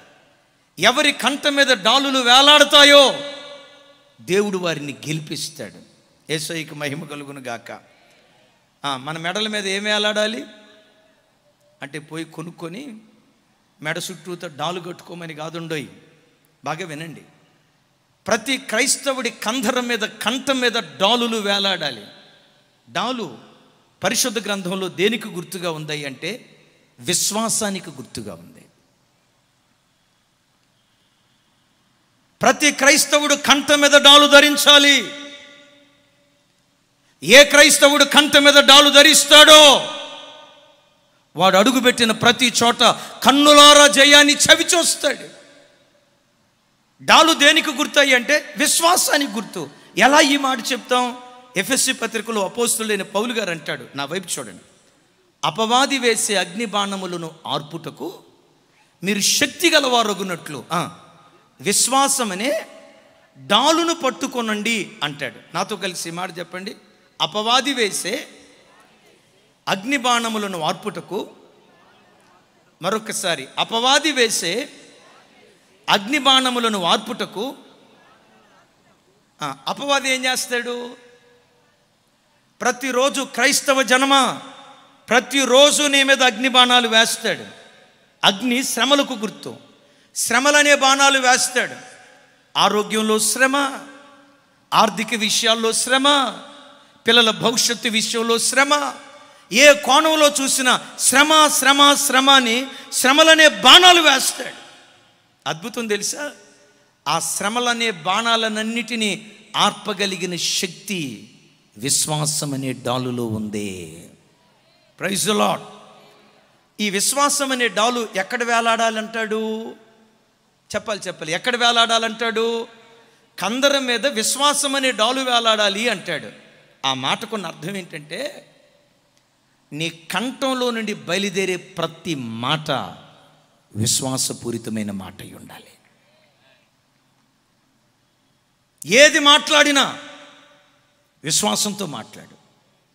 ఏ మాట నీ నోట బయలుదేరినా దేవుని యందలి విశ్వాసంతో, విశ్వాసము ద్వారా ప్రవచించు. నీ దేవుడు ఎవరో తెలుసా? నీవన్నట్టే ఆయన జరిగించునుగాక. ఎవరైనా మీ దగ్గరకు వచ్చి అమ్మా బాగున్నారా అని మిమ్మల్ని అడిగారు అనుకోండి, కొంతమంది ఏమంటారో తెలుసా? అట్టట్టున్నామయ్యా. అట్టట్ట అంటే ఇక అట్టట్టే ఉంటావు. నువ్వు అనాల్సిన మాట ఏంటో తెలుసా? దేవుని మహాకృపను బట్టి క్షేమంగా ఉన్నానయ్యా, దేవుని మహాకృపను బట్టి సమృద్ధిని అనుభవిస్తున్నానయ్యా. Praise the lord. మా మధ్య ఒక పాస్టర్ గారు ఒక బ్రదర్ దగ్గరికి వెళ్ళి, బ్రదరు ఎట్లున్నారు అన్నారంట. ఆయన అన్నాడంట, ఎట్టుండేది ఏముందండి, అసలు నా బతుకు కూడా ఒక బతుకేనా, ఏమైందో నీ బతుకు అన్నాడంట. ఏమంట, పెళ్లి చేసుకున్నాను, నా భార్య నన్ను ఆడిస్తుంది. ఏం చేస్తుందంట? నన్ను ఆడిస్తుంది, భార్య ఆడిస్తుంది, నాది కూడా ఒక బతికేనా అన్నాడంట. ఆ పాస్టర్ గారు అన్నాడంట, భార్య ఆడించేది నేను ఒక్కడనే కాదయ్యా, ప్రపంచంలో మా తల్లులారా అంత కృప ఉందమ్మా మీకు, అంత కృప ఉంది. ఆ పాస్టర్ గారే అన్నాడంట, నీ ఒక్క భార్య కదా ఆడించేది, ప్రపంచంలో ఏ భార్య అయినా భర్తను ఆడిస్తుందయ్యా అన్నాడంట. ఈ విశ్వాసకి అర్థం కాక, అయ్యగారు ప్రపంచంలో ఏ భర్తను అన్నంటే మరి మిమ్మల్ని కూడా నా అన్నాడంట. నేను కూడా వాళ్ళలో ఒకడనరా. గమనించండి, ఒకవేళ భార్య అర్థం చేసుకోలేదు, నా బతుకు కూడా ఒక బతుకే నానొద్దు. ఈరోజు నా భార్య గయ్యాలిదైనా రాబోయే కాలంలో సాత్వికురాలిగా నా దేవుడు మారుస్తాడు. సాత్వికురాలిగా దేవుడు మారుస్తాడు. గట్టిగా సాత్వికురాలిగా దేవుడు మారుస్తాడు. సాత్వికురాలిగా దేవుడు మారుస్తాడు. ఒకవేళ నీ భర్త త్రాగుబోతైనా, తిరుగుబోతైనా, నీకు అవమానాన్ని తెచ్చే వ్యక్తి అయినా, నోటి నుంచి ఒక మాటను, నన్ను ఏ దేవుడు మార్చాడో రాగల కాలములో నా భర్తను కూడా అదే దేవుడు మారుస్తాడు. ఒకవేళ నీ కళ్ళ ముందు పిల్లలు, ఇక్కడ ఒక తమ్ముడు ఉన్నాడు మంగళగిరి, తమ్ముడు ఇట్రా ఒకసారి, త్వరగా ఒకసారి చూడండి. బిడ్డలారా, నీ నోటి నుంచి ఎప్పుడు అనాల్సిన మాట ఏంటో తెలుసా? ఒకవేళ నీ ఆర్థిక స్థితిగతులు బాగాకపోతే, ఒకవేళ నేను చూసిన వాళ్ళు అంతా అనవచ్చు, దీని బ్రతుకు దరిద్ర బ్రతుకురా, గిద్దడి బియ్యం కోసం కూడా అప్పు వచ్చే బ్రతుకురా, దీని బ్రతుకు దౌర్భాగ్య బ్రతుకురా అని నీ పేద స్థితిని చూసి ప్రజలు చులకనగా, అవమానకరంగా మాట్లాడవచ్చు. ఆ మాటలు విని, ప్రభా వాళ్ళు నన్ను ఏమన్నారో చూడయ్యా అని ఆడవద్దు. విశ్వాసంతో నీవేమని ప్రవచిస్తావో తెలుసా? విశ్వాసంతో ఏమని ప్రవచిస్తావో తెలుసా? ఈరోజు నా చెయ్యి చాచే చెయ్యి అయినా ఒకరోజు రాబోతుంది, ఇదే చేతిని ఇచ్చే చేయిగా దేవుడు మారుస్తాడు. ఇచ్చే చేయిగా నా దేవుడు నిలవబడతాడు. తమ్ముడి ట్రప్పైకి ఈ తమ్ముడిని చూడండి. తమ్ముడు వందనాలు చెప్పు. ఎట్రా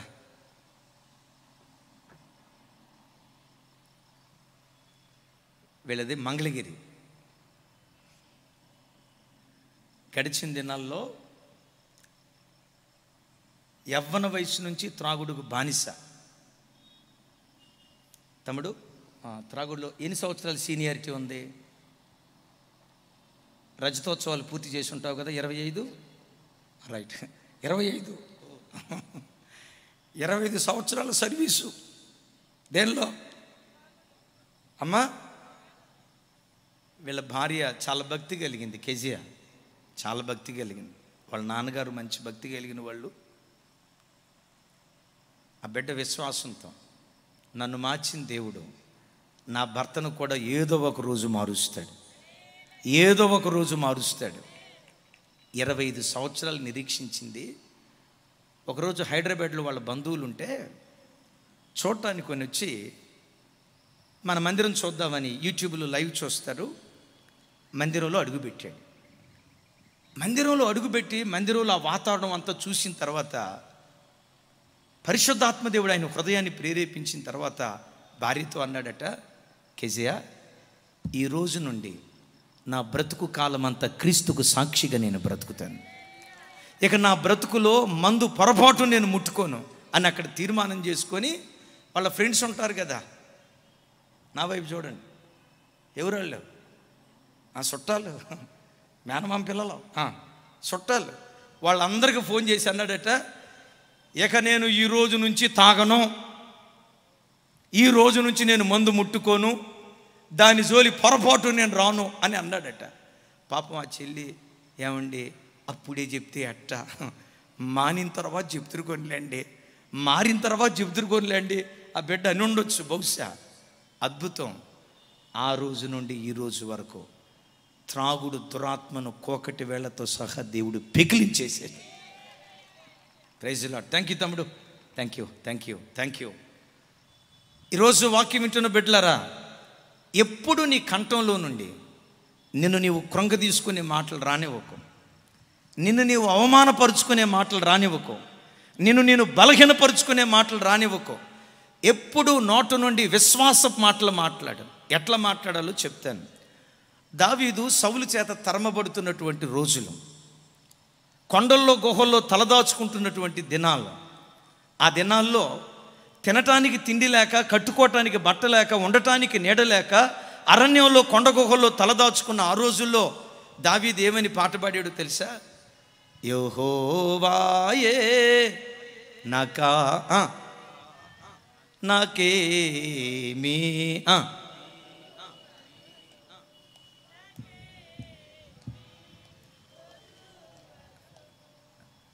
నన్ను పాడమంటారా? నేను కనుక పాట పాడితే మీకు ఉన్న పాటను చలిజ్వరం వస్తుంది. కరోనా టైంలో హాస్పిటల్ ఎట్లా ఫుల్ అయిపోయినా అట్లా ఫుల్ అయిపోతాయి. అందుకని నేను పాడడానికి ట్రై చేయను, కానీ మీరు పాడండి చెప్తాను. నా శత్రువులు ఎదుట, నా శత్రువులా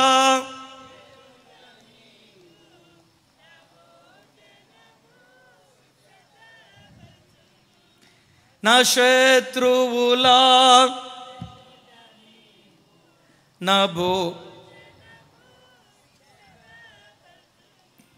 నా గిన్నె నిండి ఏమంటాడు? శత్రువు చేత ఈరోజు తరమబడుతున్నానేమో, అదే శత్రువు ఎదుట దేవుడు నాకు భోజనాన్ని సిద్ధపరుస్తాడు. అదే శత్రువు ఎదుట దేవుడు నన్ను ఆశీర్వదిస్తాడు. ఎలా ఆశీర్వదిస్తాడో తెలుసా? నా గిన్నె నిండి పొంగి పొర్లేటట్లుగా ఆశీర్వదిస్తాడు. దావీదు తరమబడుతున్నావు. తరమబడేది కొద్ది రోజులే, కొట్టివేయబడేది కొద్ది రోజులే, దిక్కు దివానంలాగా లేక పరిగెత్తేది కొద్ది రోజులే. ఒక రోజు రాబోతుంది, నా బ్రతుకు దినములన్నిట కృపాక్షేమములే నా వెంట వస్తాయి. ఎక్కడి పాట రాశాడు? అరణ్యంలో ఉన్నప్పుడు పాట రాశాడు. తినటానికి ముద్దన్నో లేని రోజుల్లో పాట రాశాడు. మరణ భయంతో తరమబడుతున్న రోజుల్లో పాట రాశాడు. ఈరోజు ఈ వాక్యం వింటున్న బిడ్డలారా, నీ నోట నుండి కూడా ఈ విశ్వాసపు వాక్కు బయలుదేరునుగాక, ఈ విశ్వాసపు వాక్కు బయలుదేరునుగాక. ఒకవేళ ఈరోజు కరువు అనుభవిస్తున్నావేమో, ఒకవేళ ఈరోజు క్షామం అనుభవిస్తున్నావేమో, ఒకవేళ ఈరోజు ప్రజల మధ్యలో అవమానాన్ని అనుభవిస్తున్నావేమో, ప్రవచనం ఎత్తి మాట్లాడు. ఈ భూమి మీద బ్రతికిన కాలమంతా కృపాక్షేమములు నన్ను వెంబడించబోతున్నాయి, కృపాక్షేమములు నన్ను వెంబడించబోతున్నాయి. ఎగతాళి చేసిన నా శత్రువు ఎదుట నా దేవుడు నా తల పైకెత్తబోతూ ఉన్నాడు. ఎగతాళి చేసిన నా శత్రువు ఎదుటే నా గిన్నె నిండి పొంగి పొర్లేటట్లుగా నా దేవుడు దీవించబోతున్నాడు. ఓ దైవజనుడిగా నా చేతులెత్తి మిమ్మల్ని దీవిస్తున్నాను. దావీదు గిన్నె నిండి పొంగి పొర్లేటట్లుగా ఏ దేవుడు ఆశీర్వదించాడో అలాంటి కార్యాలు ఈ రాత్రి నుండి మీ గృహాల్లో దేవుడు జరిగించునుగాక. గట్టిగా గట్టిగా గట్టిగా మీ గృహాల్లో జరిగించునుగాక. ఎప్పుడు నీ కంఠం నుండి ఏ మాట రావాలి? కొంచెం గట్టిగా. ఎప్పుడు విశ్వాసం అనే మాట మన నోట బయలుదేరునుగాక. విశ్వాసాన్ని దేవుడు ఎట్లా కనపరుస్తాడో ఒక అద్భుతమైన సాక్ష్యం. అది ఒక భక్తి కలిగిన క్రైస్తవ కుటుంబం.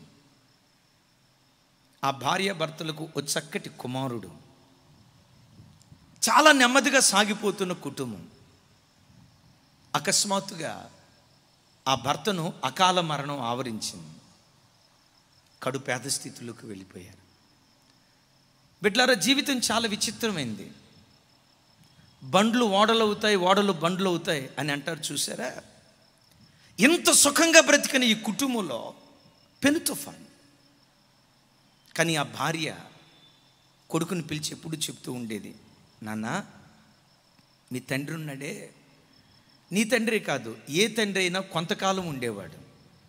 మనం ఆరాధించే దేవుడు ఎవరో తెలుసా? నిత్యుడగు తండ్రి. తండ్రి కొంతకాలం బ్రతికి మనల్ని విడిచిపెట్టి వెళ్ళిపోవచ్చు. ఆ తండ్రి మనల్ని విడిచిపెట్టడయ్యా. ఆ తండ్రిని పట్టుకొని మనం బ్రతుకుదాం. మన నాన్న ఉన్న కాలంలో మనం ఎట్లా పోషించబడ్డామో, దేవుడు మనకు తండ్రిగా ఉన్న కాలంలో, దేవుడు మన ఇంటికి నాయకుడిగా ఉన్న కాలంలో నిశ్చయంగా మనం నెమ్మది పొందుతామని ఆ తల్లి ఎప్పుడు విశ్వాసపు మాటలు నేర్పుతూ పెంచేది. ఆ బిడ్డకు కూడా దేవుడంటే మహా గొప్ప విశ్వాసం. తల్లులారా, తండ్రులారా, మీ ఇంట్లో డబ్బుండి ఉండొచ్చు. పిల్లలు అడగటంతో అడిగిన వస్తువు కంటే 10 వస్తువులు కొనగలిగే సామర్థ్యం మీలో ఉండి ఉండొచ్చు. పిల్లలకు చిన్నతనం నుంచే దేవుని మీద ఆధారపడటం నేర్పండి. విశ్వాసాన్ని పిల్లలకు నేర్పండి. ప్రతి విషయం ప్రార్థన ద్వారా దేవుని ఆశ్రయించటం వాళ్ళకు నేర్పుదుంగాక. గట్టిగా చెప్దాం ఆమేన్. దినాలు అట్లా సాగుతున్నాయి. ఆ బాబు స్కూల్లో 10వ తరగతి చదివేటప్పుడు ఒక 500 రూపాయలు ఫీజు కట్టాల్సి వచ్చింది. అమ్మ దగ్గరికి పరిగెత్తుకుంటూ వచ్చాడు. తల్లి పేద స్థితిలో ఉన్నదన్న సంగతి తెలుసు. అమ్మా నేను స్కూల్లో ఫీజు 500 రూపాయలు కట్టాలమ్మా, ఒకవేళ కట్టకపోతే వచ్చే వారం నుంచి స్కూల్కి రానమ్మా అని ఏడ్చుకుంటూ చెప్పాడు. ఈ పేద తల్లి కనీసం ఆ 500కు కూడా గతి లేని ఆ పేద తల్లి ఏం మాట్లాడాలో అర్థం కాక కొడుకు తల మీద చెయ్యేసి, రేయ్ నాకెందుకు చెప్తున్నావురా, నీ తండ్రి ఉన్నాడు కదా, ఏసైకి చెప్పు. ఏసైకి ఎట్లా చెప్పేది మమ్మీ? నీ బాధ అంతా ఒక ఉత్తరం రాసి ఏసైకి పంపించిన దేవుడే పంపిస్తాడు అందంట. నీ బాధ అంతా ఏసైకి చెప్పి ఉత్తరం రాయిరా, ఆ ఉత్తరం రాస్తే ఏసయ్య పంపిస్తాడు రా అందంట. ఆ మాట చిన్నోడిని ఇక 25 రూపాయలు పెట్టి పోస్ట్ కార్డు ఒకటి కొని తన బాధ అంతా రాశాడట.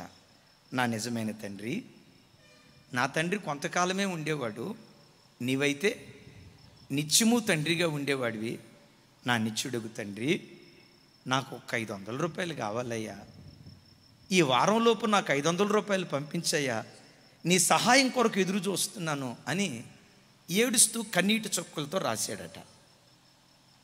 ఉత్తరం అంతా అయిపోయిన తర్వాత టు అడ్రస్ రాయాలి కదా, ఎక్కడికి ఉత్తరం వెళ్ళాలో రాయాలి కదా.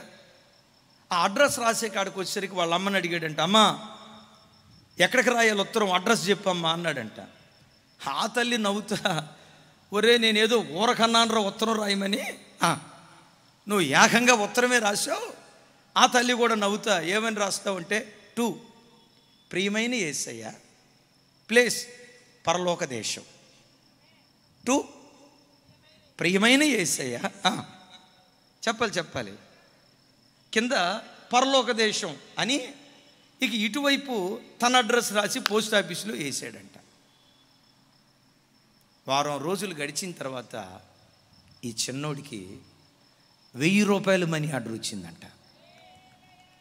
వాడు వాళ్ళ అమ్మ దగ్గరకు వచ్చి అంటాడంట, అమ్మో మన దేవుడు అడిగింది ఇచ్చేవాడు మాత్రమే కాదమ్మా, అడిగిన వాటికంటే ఊహించిన వాటికంటే అత్యధికంగా చేసేవాడు అమ్మా అన్నదంట.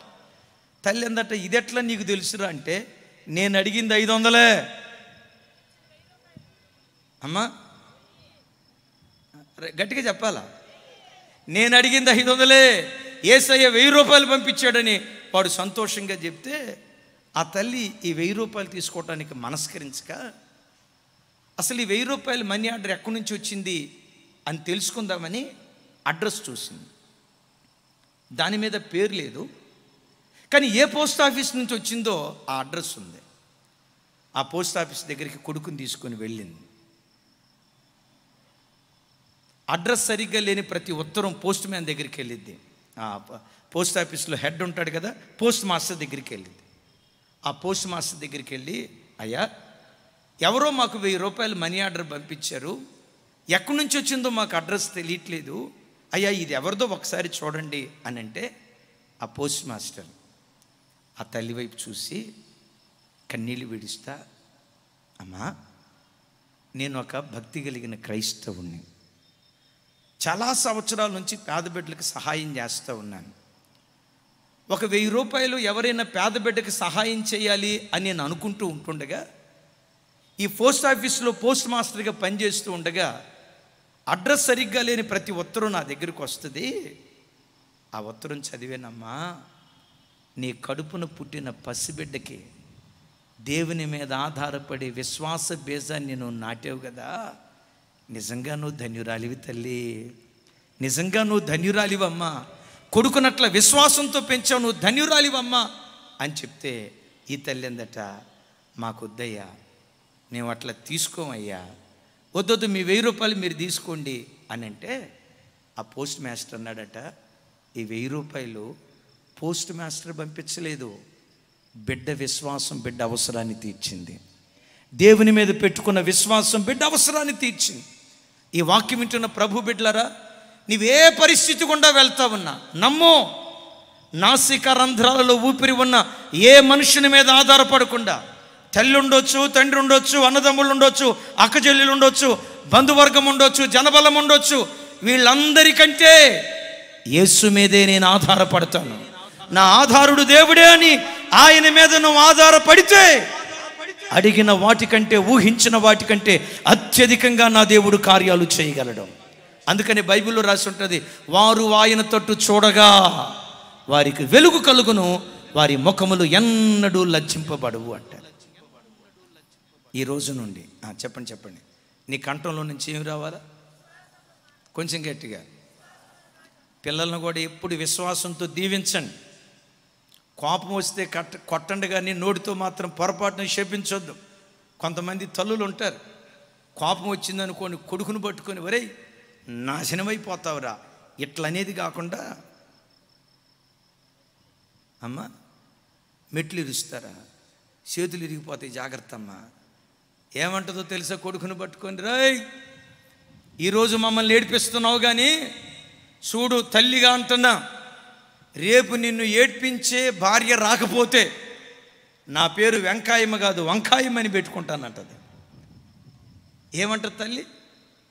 రేపు నేను ఏడ్పించే భార్య రాకపోతే, మమ్మల్ని ఇట్లా ఏడిపిస్తున్నావు కదా, నిన్ను ఏడ్పించే భార్య రాకపోతే నా పేరు వెంకాయమ్మ కాదు వంకాయమ్మని పెట్టుకుంటానంటది. అప్పుడు నువ్వేమన్నాలో తెలుసా తల్లిగా? అట్లాంటి మాట అనొద్దు. ఇప్పుడు నువ్వు అన్నావు, నిన్ను ఏడ్పించే భార్య రాకపోతే నన్ను అడుగు అన్నావు కదా, నీ మాట దయ వల్ల నిజంగా నీ ఇంటికి ఏడ్పించే భార్య వాడికి వస్తుంది. కొడుకు ఏడ్పించే భార్య వచ్చిందంటే అత్తకేమొచ్చినట్టు? అమ్మా అత్తకేమొచ్చినట్టు? ఏడ్పించే కోడలు వచ్చినట్టు. భార్యాభర్తలు కొట్లాడుకుంటే, పొద్దున కొట్లాడుకుంటే సాయంత్రానికి మంచి అయిపోతారు. అత్త కోడల మధ్య గొడవ స్టార్ట్ అయిందంటే రష్యా ఉక్రెయిన్ యుద్ధం అన్న ఆగిపోద్ది. అయ్యా, రష్యా ఉక్రెయిన్ యుద్ధం అన్న ఆగిపోద్ది, ఈ యుద్ధం ఆగిపోదు. ఎప్పటి వరకు ఉంటుందో తెలుసా? యేసు ప్రభు రాకన్నా జరగాల. ఈ రెండిట్లో ఏదైనా, నేను మీతో చెప్పే మాట, పరిస్థితులను చూసి మాట్లాడుకో, పరిస్థితులను మించి దేవుని యందలి విశ్వాసంతో మాట్లాడు. గొలియాతు ఎదుట నిలబడి దావీదు అంటాడు, యెహోవా నిశ్చయముగా నిన్ను ఈరోజు నా చేతికి అప్పగించబోతున్నాడు. నిన్ను చంపి నేను తల తెగవేస్తాను, నీ మాంసాన్ని ఆకాశ పక్షులకు ఆహారంగా వేస్తాను. దావీదు చేతిలో రాయి ఉంది.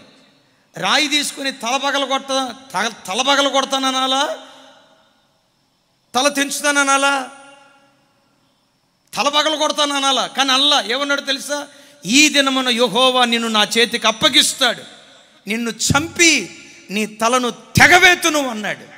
ఈ వాక్యం వింటున్న బిడ్డలారా, గొలియాతు లాంటి ఏ సమస్యలు నీ కళ్ళ ఎదుట నిలవబడి నీ గుండెల్లో ఈరోజు వరకు భయాన్ని పుట్టించాయో, గొలియాతు లాంటి అనారోగ్యం, గొలియాతు లాంటి ఆర్థిక సమస్య, గొలియాతు లాంటి అప్పులు, గొలియాతు లాంటి అసమాధానం, గొలియాతు లాంటి ఇబ్బంది, గొలియాతు లాంటి నెమ్మది లేని స్థితి, గొలియాతు అంత ఎత్తుగా నీ సమస్య ఒకవేళ నీ ఎదుట నిలవబడిందేమో, ఈరోజు విశ్వాసంతో ప్రవచించు. ఏమైనా తెలుసా? గొలియాతు లాంటి ఎత్తైన సమస్యను ఈరోజే దేవుడు నా చేతులకు అప్పగించబోతున్నాడు. వాడిని నేను పాదముల కింద వేసి తొక్కబోతున్నానని విశ్వాసంతో నువ్వు మాట్లాడితే నీవన్నట్టే దేవుడు జరిగించునుగాక. చప్పలు కొడుతూ ప్రభుకి స్తోత్రాలు చెప్దాం. ఆఖరి మాట చెప్పి నేను ప్రార్థన చేస్తాను. కవచము అంటాడు. దేవుడు నిన్ను గెలిపించాలంటే వినయం నీకు ఉండాలి. రెండవది, దేవుడు నిన్ను గెలిపించాలంటే విశ్వాసం నీకు ఉండాలి. మూడవది, దేవుడు నిన్ను గెలిపించాలంటే విజ్ఞాపన జీవితం నీకు ఉండాలి. కవచం పరిశుద్ధ గ్రంథమైన బైబిల్లో విజ్ఞాపన ప్రార్థనకు గుర్తుగా ఉంది. విస్తారమైన జలప్రవాహములు పొరలి వచ్చినా వాళ్ళ మీదకు రావు. ఎందుకంటే దర్శన కాలమందు భక్తి కలిగిన వారందరూ నీకు ప్రార్థన చేస్తారు అని రాసింది. దావీదు బ్రతుకులో ఎక్కడికి వెళ్ళినా విజయోత్సవంతో ఊరేగించబడటానికి కారణం, ఒకే ఒక కారణం చెప్పగలిగితే దావీదు కలిగిన ప్రార్థన జీవితమే అతని విజయానికి కారణంగా ఉంది. బైబిల్లో అద్భుతమైన మాట, దావీదు దినానికి వచ్చి 3 మార్లు ప్రార్థించేవాడట. కొంచెం గట్టిగా, రోజుకొచ్చి 3 మార్లు ప్రార్థించేవాడు, 7 మార్లు స్తుతించేవాడు. అంటే ఆల్మోస్ట్ ఒక్క రోజుకొచ్చి 10 పర్యాయాలు దేవుని ఎదుర్కొన్నాడు. ఈ వాక్యం వింటున్న బిడ్డలారా, మిమ్మల్ని అడుగుతున్నాను, దావీదు రోజుకొచ్చి 10 పర్యాయాలు దేవుని ఎదుర్కొన్నట్లుగా నీ జీవితంలో దినానికి వచ్చి ఎన్ని మార్లు ప్రార్థిస్తున్నావు? ఎన్ని మార్లు దేవుని సన్నిధిలో మోకరిస్తున్నావు? దేవుని సన్నిధిలో నువ్వు ప్రార్థించే ప్రార్థనా సమయం ఎంత? ఇక్కడ ఒక తల్లి కూర్చొని ఉంది. ఒకరోజు వాళ్ళ ఇంటికి వెళ్తే వాళ్ళ కుమార్తె, వాళ్ళ భర్త, ఆ బిడ్డ ప్రార్థనా జీవితాన్ని గురించి సాక్ష్యం చెప్తూ ఏమన్నారు తెలుసా? మా అమ్మ రోజుకొచ్చి 8 గంటలు ప్రార్థనలో గడిపిద్దయ్యా. 8 గంటలు ప్రార్థనలో గడిపిద్ది.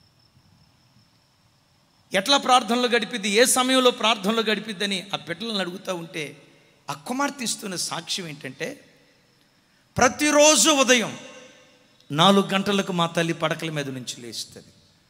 సూర్యుడు తూర్పు దిక్కున ఉదయించడం ఒకవేళ మర్చిపోతాడేమో కానీ, మరలా చెప్తున్నాను, సూర్యుడు తూర్పు దిక్కున ఉదయించడం మర్చిపోతాడేమో కానీ నా భార్య 4 పడకల మీద నుంచి లేవటం మర్చిపోతాం. 4 లెగుస్తుంది. 4 గంటల నుంచి 8 గంటల వరకు, అంటే ఉదయకాలం 4 గంటల సేపు దేవుని దగ్గర పెనుగులు అడిద్దయ్యా. దేవుని సన్నిధిలో కన్నీళ్లు కార్చిద్దయ్యా. దేవుని సన్నిధిలో విజ్ఞాపన చేసిద్దయ్యా. ఒకవేళ ఎప్పుడైనా 4 లేవకపోతే ఆలస్యంగా పండుకున్నందువల్ల 5 లెగుస్తుందయ్యా. లేచిన మరుక్షణమే 4 గంటలు ఏకాంతంగా ప్రభు సన్నిధిలో ప్రార్థనలో గడిపిద్దయ్యా. క్రైస్తవ జనమా, ఇలాంటి ప్రార్థన జీవితం ప్రతి క్రైస్తవుడికి ఉంటే ఎంత బాగుండో కదా.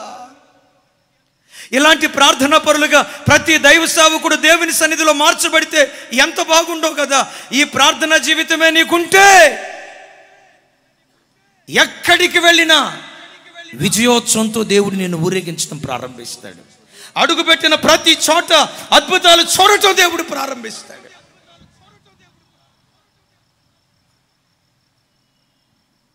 అంతటితో ఆపదయ్యా. పగలంతా ఇల్లు వాకిలి కంపెనీ కార్యక్రమాలన్నీ ముగించుకున్న తర్వాత మరలా సాయంత్రం 4 గంటలకు ప్రార్థనలో కూర్చుంటుందయ్యా. సాయంత్రం 4 గంటల నుంచి రాత్రి 8 గంటల వరకు ఆ మాటలు చెప్తా ఉంటే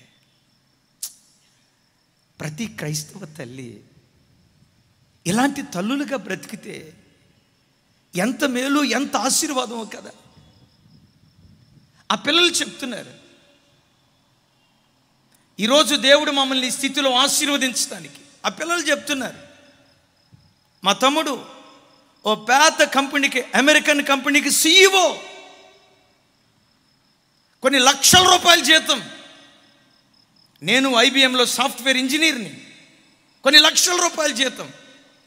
మమ్మల్ని ఈరోజు విజేతలుగా నిలవబెట్టింది మేము చదువుకున్న చదువు కాదు, కానీ మా అమ్మ చేసే ప్రార్థనే మమ్మల్ని విజయవీరులుగా నిలవబెట్టింది. నా తల్లులారా, మిమ్మల్ని ప్రోత్సహించడానికి చెప్తున్నాను. వేదిక మీద కూర్చున్న దైవ సేవకురాలు ఉన్నారు కదా, దేవుని కృప, నేను కానీ నాతోటి నా సేవకులు పిల్లలు కానీ ఎక్కడికి వెళ్ళినా దేవుడు విజయోత్సవంతో ఊరేగించడానికి కారణం ప్రతిష్ఠించబడిన సేవకులు, ఆ బిడ్డలు వివాహాలు చేసుకోకుండా ప్రభువుకు ప్రతిష్ఠ చేసుకొని రేయింబవళ్ళు మందిరానికి వచ్చే ప్రజల కొరకు ప్రార్థిస్తారు. మా మందిరంలో ఏ కుటుంబం అడుగుపెట్టినా, వాడు పేదవాడా ధనవంతుడా అప్రస్తుతం, సైకిల్ మీద మందిరానికి వచ్చినవాడా బెంజ్ కారులో మందిరానికి వచ్చినవాడా అప్రస్తుతం, ఆర్థికంగా వాళ్ళు ఏ స్థితిలో ఉన్న వాళ్ళైనా యేసయ్య ప్రశస్తమైన రక్తంతో కడగబడిన వాళ్ళు గనుక యేసయ్య రక్తానికి ఎంత విలువిస్తామో మందిరంలో అడుగుపెట్టి ప్రతి ఆత్మకు అంత విలువ ఇవ్వటానికి దేవుడు కృప చూపించాడు. మా సేవ ప్రారంభంలో నేను దైవ సేవకురాలు కలిసి వ్యక్తిగత ప్రార్థన, కుటుంబ ప్రార్థన చేసుకునేటప్పుడు నేను వెంటనే మోకరించేవాడిని. దైవ సేవకురాలు మోకరించే ముందు బీరువా దగ్గరికి వెళ్ళి కచ్చిప్ తెచ్చుకునేది. ఏంట్రా ప్రార్థనలో మోకరించుదామంటే బీరువా దగ్గరికి వెళ్ళి కచ్చిప్ తెచ్చుకుంటుంది, నాకు అర్థమయ్యేది కాదు. రాను అర్థమైంది. ఎందుకో తెలుసా? ప్రార్థనలో మోకరించిందంటే పరిశుద్ధాత్ముడు సరి అయిన ప్రార్థనా విధానంలో తన హృదయాన్ని దర్శించాడంటే కాలువలో ఉన్న నీళ్ళైనా ఎండిపోతాయేమో, కానీ ఆ బిడ్డ కళ్ళలో నుంచి నీళ్ళు అట్లా ప్రవాహంలాగా కారుతూనే ఉంటుంది. ఆ కళ్ళలో నుంచి వచ్చే కన్నీళ్లు తుడుచుకుంటా 2002లో అమ్మా ముద్దనానికి కూడా గతి లేని సేవకులు అమ్మా, ప్రభువుని ఒకటే మాట అడిగాము, దేవా గొప్ప సేవ చేయకపోయినా మీ చిత్తంలో ఉంటే జరిగించు, కోట్ల లక్షల కొలది ప్రజలను రక్షించాలనే ఆశ ఉంది. ఒకవేళ అది మీ చిత్తం కాకపోతే అయ్యా నీ సేవకుని వచ్చిన తర్వాత ఆకలి దప్పులతో అల్లాడిపోతూ ఎక్కడో ఒక ఇంటికి వెళ్ళి అమ్మ మొద్దు అన్నం పెట్టండి నోరు తెరిచి అడిగి భిక్షాటన చేసుకుని బ్రతుకు మాకే వద్దయ్యా, పిడికిడి మెతుకులు పెట్టు, పిడికిడి అన్నం పెట్టు చాలు, ఆ ముద్ద అన్నం తిని సంతోషంగా సేవ చేసుకుంటామయ్యా.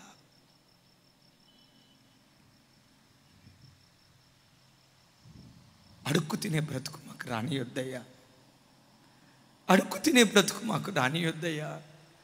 ఆ ఇంటికి వెళ్ళి ఈ ఇంటికి వెళ్ళి ఏదో అప్పడుకునే పరిస్థితి మాకు రానియొద్దయ్యా. కష్టపడి సేవ చేస్తాం, పిడికిడి అన్నం పెట్టయ్యా చాలని ముద్దన్నం కోసం అంగలార్చి ఏడ్చిన దినాలు ఉన్నాయి. బిడ్డలారా, ముద్దన్నం కొరకు ఆ రోజు ఏడిస్తే ఈరోజు ప్రతి నెల ఎమాన్యుయల్ మినిస్ట్రీస్ ద్వారా సంఘంలో కానీ ఎరిగిన సేవకులకు కానీ కొన్ని పదుల సంఖ్యలో ప్రతి నెల పేద బిడ్డలకు లక్షల రూపాయలు సహాయం చేసే కృప దేవుడి పరిచర్యకు అనుగ్రహించాడు. ఒకప్పుడు మొద్దన్నం కోసం ఏడ్చిన బ్రతుకు మాది. అమ్మ, నేను సజీవ సాక్షి. మొద్దన్నం కోసం ఏడ్చిన బ్రతుకులు మావి. మొద్దన్నం కోసం అల్లాడిపోయిన బ్రతుకులు మావి.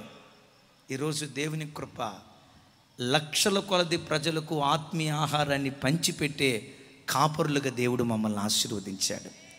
ఆత్మీయంగా, ఆర్థికంగా, శరీరపరంగా కూడా అనేకులకు సహాయం చేసే కృపించాడు. దీనికి కారణం ఏంటో తెలుసా? మా విశ్వాసులు అనేక మంది ప్రార్థనా పరులు, మా సేవకుల పిల్లలు. వాటికి మించి దేవుడు నాకు ఇచ్చిన సేవకురాలు. ఆ బిడ్డ ప్రార్థనలో మోకరించి ఏడుస్తూ ప్రార్థన చేసిన తర్వాత చేస్తుంటుండగా కళ్ళల్లో నుంచి జాలువారి ఆ కన్నీళ్లను తుడుచుకొని ఓ గంట తర్వాత ప్రార్థన ముగిసిన తర్వాత ఆ కర్చీఫ్ని పిండితే, నేను సాక్షిని, ఆ కర్చీఫ్ని పిండితే కనీసం కర్చీఫ్లో నుంచి పావు గ్లాసు నీళ్ళైనా వచ్చాయి. కనీసం పావు గ్లాసు నీళ్ళైనా వచ్చాయి. నేను అనుకుంటా, విజయవాడ పట్టణం మాకు కొత్త. అఫ్కోర్స్ మీలో అనేక మంది లైవ్ చూసేవాళ్ళు ఉండొచ్చు. మొదటి రోజే ఇన్ని వేల మంది ప్రజలు ఈ స్థలానికి రావటం ఆ బిడ్డలందరూ చేసినటువంటి ప్రార్థన, అనేక మంది భక్తి కలిగిన దైవ సేవకులు కార్చినటువంటి కన్నీళ్ళు. యేసయ్యకి మహిమ కలుగునుగాక. నీ కంఠం ఎప్పుడు ప్రార్థించే కంఠంగా ఉండని ఈ మాట చెప్పి నేను ముగిస్తా. శత్రువైన సాతాను ఉన్నాడు చూసారా? సాతాను ఎప్పుడు కూడా నీ కంఠం మీదే దాడి చేస్తాడు. మిమ్మల్ని ఒక మాట అడుగుతా. సింహము జంతువులను వేటాడేటప్పుడు ఒక జింకనో మేకనో గొర్రెనో వేటాడేటప్పుడు ఆ వేటాడుతూ ఉంటుండగా ఆ జింకను పట్టుకున్నప్పుడు మొట్టమొదట దేన్ని పట్టుకుని చంపుతా చెప్పండి? కొంచెం గట్టిగా. తమ్ముడు, ఆ వీడియో రెడీగా ఉందా? రైట్, చూడండి ఒకసారి. సింహానికి ఉండే గుణం ఏంటంటే,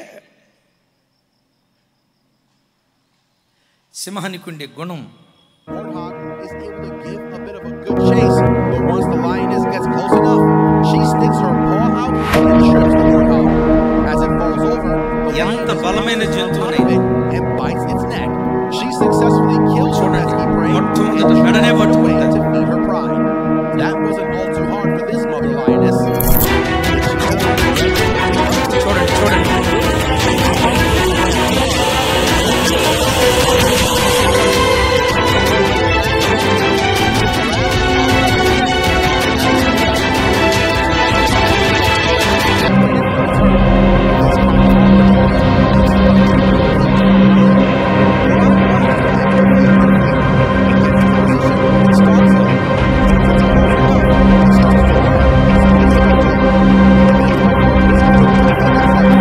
దేన్ని పట్టుకున్నా మొట్టమొదట మెడే పట్టుకుంటుంది. చూడండి.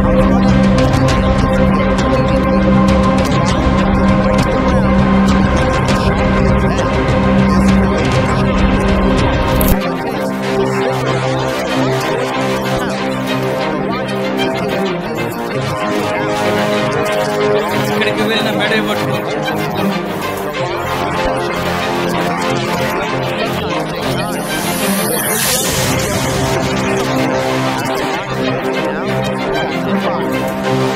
To be broken because the cheetah later grabs the baby gazelle by the neck and holds its limp body up, moving it somewhere cozier to feast. Thank you. చూసారా? సింహం జంతువు మీద దాడి చేసి మొట్టమొదటి దేన్ని పట్టుకుంటుంది? మెడ దగ్గర పట్టు దొరికిందంటే ఇక చచ్చిపోయినట్టే లెక్క. సింహము జింక మెడను పట్టుకోవటానికి ఎట్లా ప్రాకులాడుతుందో, గర్జించు సింహంగా పిలువబడుతున్న వాడు ఒకడున్నాడు. వాడు ఎవడో తెలుసా? శత్రువైన సాతాను. ఆ శత్రువైన సాతాను కూడా నీ కంఠము ప్రార్థించే కంఠంగా ఉండకుండా ఉండేటట్లు, ఒకప్పుడు ప్రార్థించిన కంఠం ఇప్పుడు మోగబోయే కంఠంగా సాతాను చేస్తున్నాడు. ఏ క్రైస్తవ కుటుంబాన్ని అడిగినా, అయ్యా ఒకప్పుడు ప్రార్థన చేసేవాళ్ళం, అయ్యా ఒకప్పుడు మా కుటుంబంలో కుటుంబ ప్రార్థనలు జరిగాయి, కుటుంబ ప్రార్థన అనేది జరగకుండా మా ఇంట్లో భోజనం చేసేవాళ్ళం కాదు, ప్రతిరోజు మా ఇంట్లో కుటుంబ ప్రార్థన జరిగేది. ఈ వాక్యం వింటున్న బిడ్డలారా, నిజమే, ఒకప్పుడు మన కుటుంబాల్లో ప్రతిరోజు సాయంత్రం కుటుంబ ప్రార్థన జరిగేది. మిమ్మల్ని అడుగుతున్న మాట, ఈరోజు మీ ఇంటిలో కుటుంబ ప్రార్థనలు జరుగుతున్నాయా? కుటుంబ ప్రార్థన మోగపోయింది. ఎందుకో తెలుసా? గర్జించు సింహమైన సాతాను మెడను పట్టుకున్నట్లుగా కుటుంబ ప్రార్థన కంఠాన్ని వాడు పట్టుకున్నాడు. క్రైస్తవ కుటుంబాల్లో కుటుంబ ప్రార్థనలు మోగబోయాయి. శత్రువు గెలుస్తున్నాడు, నీవు ఓడిపోతున్నావు. అపవాది విజయడంకా మోగిస్తున్నాడు. అవమాన భారంతో, అపజయ భారంతో నువ్వు తలదించుకుంటూ బ్రతుకుతున్నావు. ఒకప్పుడు ప్రతి క్రైస్తవ కుటుంబంలో అరుణోదయపు ప్రార్థనలు జరిగేవి, ఉదయకాలపు ప్రార్థనలు జరిగేవి. ఉదయకాలపు ప్రార్థన అంటే ఒక పండగలాగా ఒకప్పుడు క్రైస్తవులు ఎంచేవాళ్ళు. ఉదయం 4 లేచేవాళ్ళు. ఆ రోజుల్లో ప్రతి క్రైస్తవుడి గుండెల్లో ఉన్న మంట ఏంటో తెలుసా? సూర్యుడు ఉదయించక మునిపే నా పడకల మీద నుంచి లేవాలి. ఆకాశ పక్షులు వాటి కంఠస్వరాలు దేవునికి వినిపించక మునిపే మా కంఠస్వరం దేవునికి వినిపించాలి. మసీదులో నుండి నమాజు శబ్దం రాక మునిపే నా కంఠస్వరం దేవునికి వినిపించాలి. ఈ మంట ఒకప్పుడు క్రైస్తవులకు ఉండేది. ఈరోజు ఉదయకాలపు ప్రార్థన అనే కంఠం మొగబోయింది కదా. కారణం ఏంటో తెలుసా? శత్రువైన సాతాను నీ ఇంటి మీద దాడి చేసి పట్టుకోవటం ప్రార్థించే నీ కంఠాన్ని పట్టుకున్నాడు. వాడు ప్రార్థించే కంఠం మోగబోయేటట్లు, విజ్ఞాపన చేసే కంఠం మోగబోయేటట్లు, నశించిపోతున్న ఆత్మల కొరకు రొమ్ము కొట్టుకుంటూ ఏడ్చే ఆ గొంతుక మోగబోయేటట్లు ఒక్కొక్కడి కంఠాన్ని ముట్టుకొని ప్రార్థించే కంఠాలు మోగబోయాయి. ప్రార్థన బలిపీఠాలు పడిపోయాయి. విజయవాడ పట్టణంలో ఉన్న జనమా, ఈ రాత్రి దేవుడి కూడిక ఎందుకు ఏర్పాటు చేశాడో తెలుసా? నీ ప్రార్థన బలిపీఠం పడిపోయింది అని చెప్పటానికి మాత్రమే కాదు, పడిపోయిన నీ ప్రార్థన బలిపీఠాన్ని మరలా ఈ రాత్రి తిరిగి కట్టాలని దేవుడు ఆశపడుతూ ఉన్నాడు. పడిపోయిన నీ ప్రార్థన బలిపీఠాన్ని మరలా తిరిగి కట్టాలని దేవుడు ఆశపడుతూ ఉన్నాడు. కంఠ మీద సాతాను దాడి చేశాడేమో, కంఠాన్ని గట్టిగా బిగబట్టాడేమో, ప్రార్థించని మోగ స్వరంగా ఒకవేళ నీ గొంతుకను మార్చాడేమో. ఈ రాత్రి ఒక మాట అడుగుతావా? ఈ రాత్రి నుండి వేకువజాం ప్రార్థన మరలా నా ఇంట్లో ప్రారంభిస్తానయ్యా. కుటుంబ ప్రార్థన మరలా నా ఇంట్లో నుంచి ప్రారంభిస్తానయ్యా. దేవుని వాక్యానికి వినయాన్ని చూపు, విజేతగా నిలవబెడతాడు. విశ్వాసం కలిగి బ్రతుకు, విజేతగా నిలవబెడతాడు. అన్నిటికి మించి విజ్ఞాపనాత్మ కలిగి ఉండు, విజేతగా దేవుడు నిలవబెట్టును గాక. ఇంకొకసారి అడుగుతాను, ఈ పట్టణం పేరేంటి? కొంచెం గట్టిగా. ఈ విజయవాడలో అడుగుపెట్టి వాక్యం విన్న ప్రతి బిడ్డకు నిశ్చయంగా నా దేవుడు విజయాన్ని ఇచ్చును గాక. రాగల కాలాల్లో మీ నోట ఉండాల్సిన మాట అపోస్తుడైన పౌలు గారు అంటాడు, ఎటు పోయినా విజయోత్సవంతో ఊరేగించుచున్న దేవునికి స్తోత్రము కలుగునుగాక. పౌలు నోటున్న మాట మనందరి నోట దేవుడుంచునుగాక. ఒక క్షణం లేచి నిలబడదామా? చాలా సమయానికి ముగించుకున్నాం. Thank you. ఎవ్వరూ అటు ఇటు చూడొద్దు. ఒక్క 5 నిమిషాల్లో ఈ కూడిక మనం ముగించుకోబోతున్నాం. ప్రతి వారికి ప్రార్థన చేస్తాం. ఎంత ఆలస్యమైనా ప్రతి వారికి ప్రార్థన చేస్తాం. ఒకసారి ప్రభు వైపు చేతులు ఎత్తుదాం. దేవునికి అయిష్టమైనవి ఏవి నీలో ఉన్నాయో ఈ వాక్యం వింటుండగా కత్తిరించుకో. తమ్ముడు, కత్తిరించుకో. దేవుడి కూడికి ఏర్పాటు చేసింది, వాటిని కత్తిరించడానికే దేవుడు ఏర్పాటు చేశాడు. ఇంతకాలం అపజయాన్ని పొందుకున్నావేమో, ఇంతకాలం ఓటమిని పొందుకున్నావేమో, ఎక్కడ ఓడిపోయావో అక్కడే దేవుడు గెలిపించాలని ఇష్టపడుతున్నాడు. Yes, thank you. అందరం చేతులెత్తుదాం, అందరం చేతులెత్తుదాం. కళ్ళు మూసుకుందాం, నోరు తెరుద్దాం. ఒక క్షణం నోరు తెరుద్దాం. యేసయ్యా, అందరూ నోరు తెరుద్దాం. యేసయ్యా. వెనుకున్న తల్లులారా అందరూ నోరు తెరుద్దాం. యేసయ్యా. ముందున్న బ్రదర్స్ అందరూ నోరు తెరుద్దాం. యేసయ్యా. అందరూ నోరు తెరుద్దాం. యేసయ్యా, ఓడిపోయిన నా బ్రతుకును గెలుపుకు నడిపించయ్యా. అనేక విషయాల్లో నేను ఓటమిని అనుభవిస్తున్నాను స్వామి. అడుగడుగున అపజయాన్ని అనుభవిస్తూ నేను బ్రతుకుతూ వచ్చానయ్యా. ఈరోజు ఈ వాక్యం ద్వారా నా బ్రతుకును గెలిపించి యేసయ్యా, నా పిల్లలను గెలిపించి యేసయ్యా, నా వ్యాపారాన్ని గెలిపించి యేసయ్యా, వాటన్నిటికి మించిన ఆత్మీయ స్థితిని గెలిపించి యేసయ్యా. నేను గెలవాలి నాయనా. నోరు తెరుద్దాం. నేను గెలవాలి యేసయ్యా, నేను గెలవాలి యేసయ్యా, నన్ను గెలిపించు యేసయ్యా అని ప్రతి వారి నోరు తెరిచి ప్రార్థన చేసుకుందాం. దేవునికి ఆయాస్కరమైనవి ఏవి నీలో ఉన్నాయో, ఎక్కడ నీ విలువైన సమయాన్ని గడుపుతున్నావో, ఆట దగ్గర సమయాన్ని గడుపుతున్నావేమో, టీవీ దగ్గర సమయాన్ని గడుపుతున్నావేమో, సెల్ ఫోన్ దగ్గర సమయాన్ని గడుపుతున్నావేమో, వాక్యముని యొద్దకు వచ్చి ఉంటుండగా కత్తిరిస్తానేసయ్యా, కత్తిరిస్తానేసయ్యా, కత్తిరిస్తానేసయ్యా, కత్తిరిస్తానేసయ్యా, కత్తిరిస్తానేసయ్యా, వాటిని తొలగించుకుంటానేసయ్యా. దేవునికి ఆయాస్కరమైన సహవాసాలు ఏవైనా ఉన్నాయేమో, దేవునికి ఆయాస్కరమైన అక్రమ సంబంధాలు ఏవైనా ఉన్నాయేమో, దేవా వాటిని తొలగించుకుంటానయ్యా, దేవా వాటిని తొలగించుకుంటానయ్యా, వాటిని తొలగించుకుంటాను. పోర్నోగ్రఫీకి బానిసలైన యవ్వన బిడ్డలారా, అశ్లీలమైన భూతమమ్మలకు బానిసలైన బిడ్డలారా, ఒక క్షణం ప్రభు వైపు చేతులెత్తి, అయ్యా బిల్లి గ్రహం ఆశీర్వదించినట్లుగా నన్ను ఆశీర్వదించయ్యా. సేవకులారా చేతులెత్తి అడుగుదాం. ఆ సేవకుని బలపరిచిన దేవుడు, పక్షపాతము లేని దేవుడు యేసు నామములో నిన్ను బలపరచబోతున్నాడు. నీ పిల్లను దేవుడు బలపరచబోతున్నాడు. నీ కుటుంబాన్ని దేవుడు బలపరచబోతున్నాడు. బలపరచినట్లుగా అందరూ చప్పట్లు కొడుతూ, అందరూ చప్పట్లు కొడుతూ హల్లెలూయా.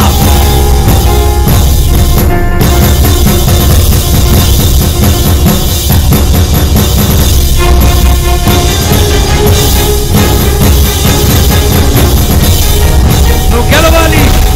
చప్పట్లు కొడుతూ నువ్వు గెలవాలి, నువ్వు గెలవాలి, నువ్వు గెలవాలి. ఒకవేళ సాతాను అంటున్నాడేమో నువ్వు మారవు అని, సాతాను అంటున్నాడేమో మరలా నువ్వు పడిపోతావని, సాతాను అంటున్నాడు మరలా నువ్వు కూలిపోతావని. విశ్వాసంతో మాట్లాడు.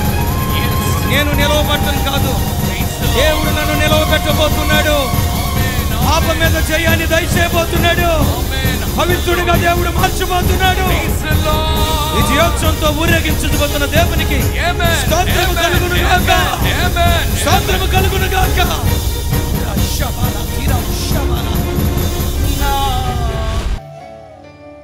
ఘనత మహిమ ప్రభావం మీకే చెల్లిస్తూ నా హృదయాలను సంతోషముతో నింపి పంపిస్తున్నందుకు నిండు వందనాలు. మీరు ఆకడ కొరకు మమ్మల్ని అందరినీ సిద్ధపరచమని యేసుక్రీస్తు పరిశుద్ధ నామం పేరిట ప్రార్థన చేసి వేడుకొంచున్నాం తండ్రి. తండ్రి అయిన దేవుని ప్రేమ, కుమారుడైన యేసుక్రీస్తు ప్రభు వారి దివ్య కృప, పరిశుద్ధాత్మ దేవుని సహవాసం మనకును సకల పరిశుద్ధులకు సదా తోడయుండి నడిపించునుగాక. ఆమేన్, ఆమేన్, ఆమేన్, ఆమేన్, ఆమేన్. ఇంతవరకు ఓపికతో విన్నందుకు మీకు అందరికీ కృతజ్ఞతలండి. ఇంతవరకు నా ఛానల్ సబ్స్క్రైబ్ చేసుకోకపోతే దయచేసి సబ్స్క్రైబ్ చేసుకోండి, లైక్ చేయండి, షేర్ చేయండి. ఇంకా లేటెస్ట్ వీడియోల కోసం బెల్ ఐకాన్ మీద క్లిక్ చేయండి.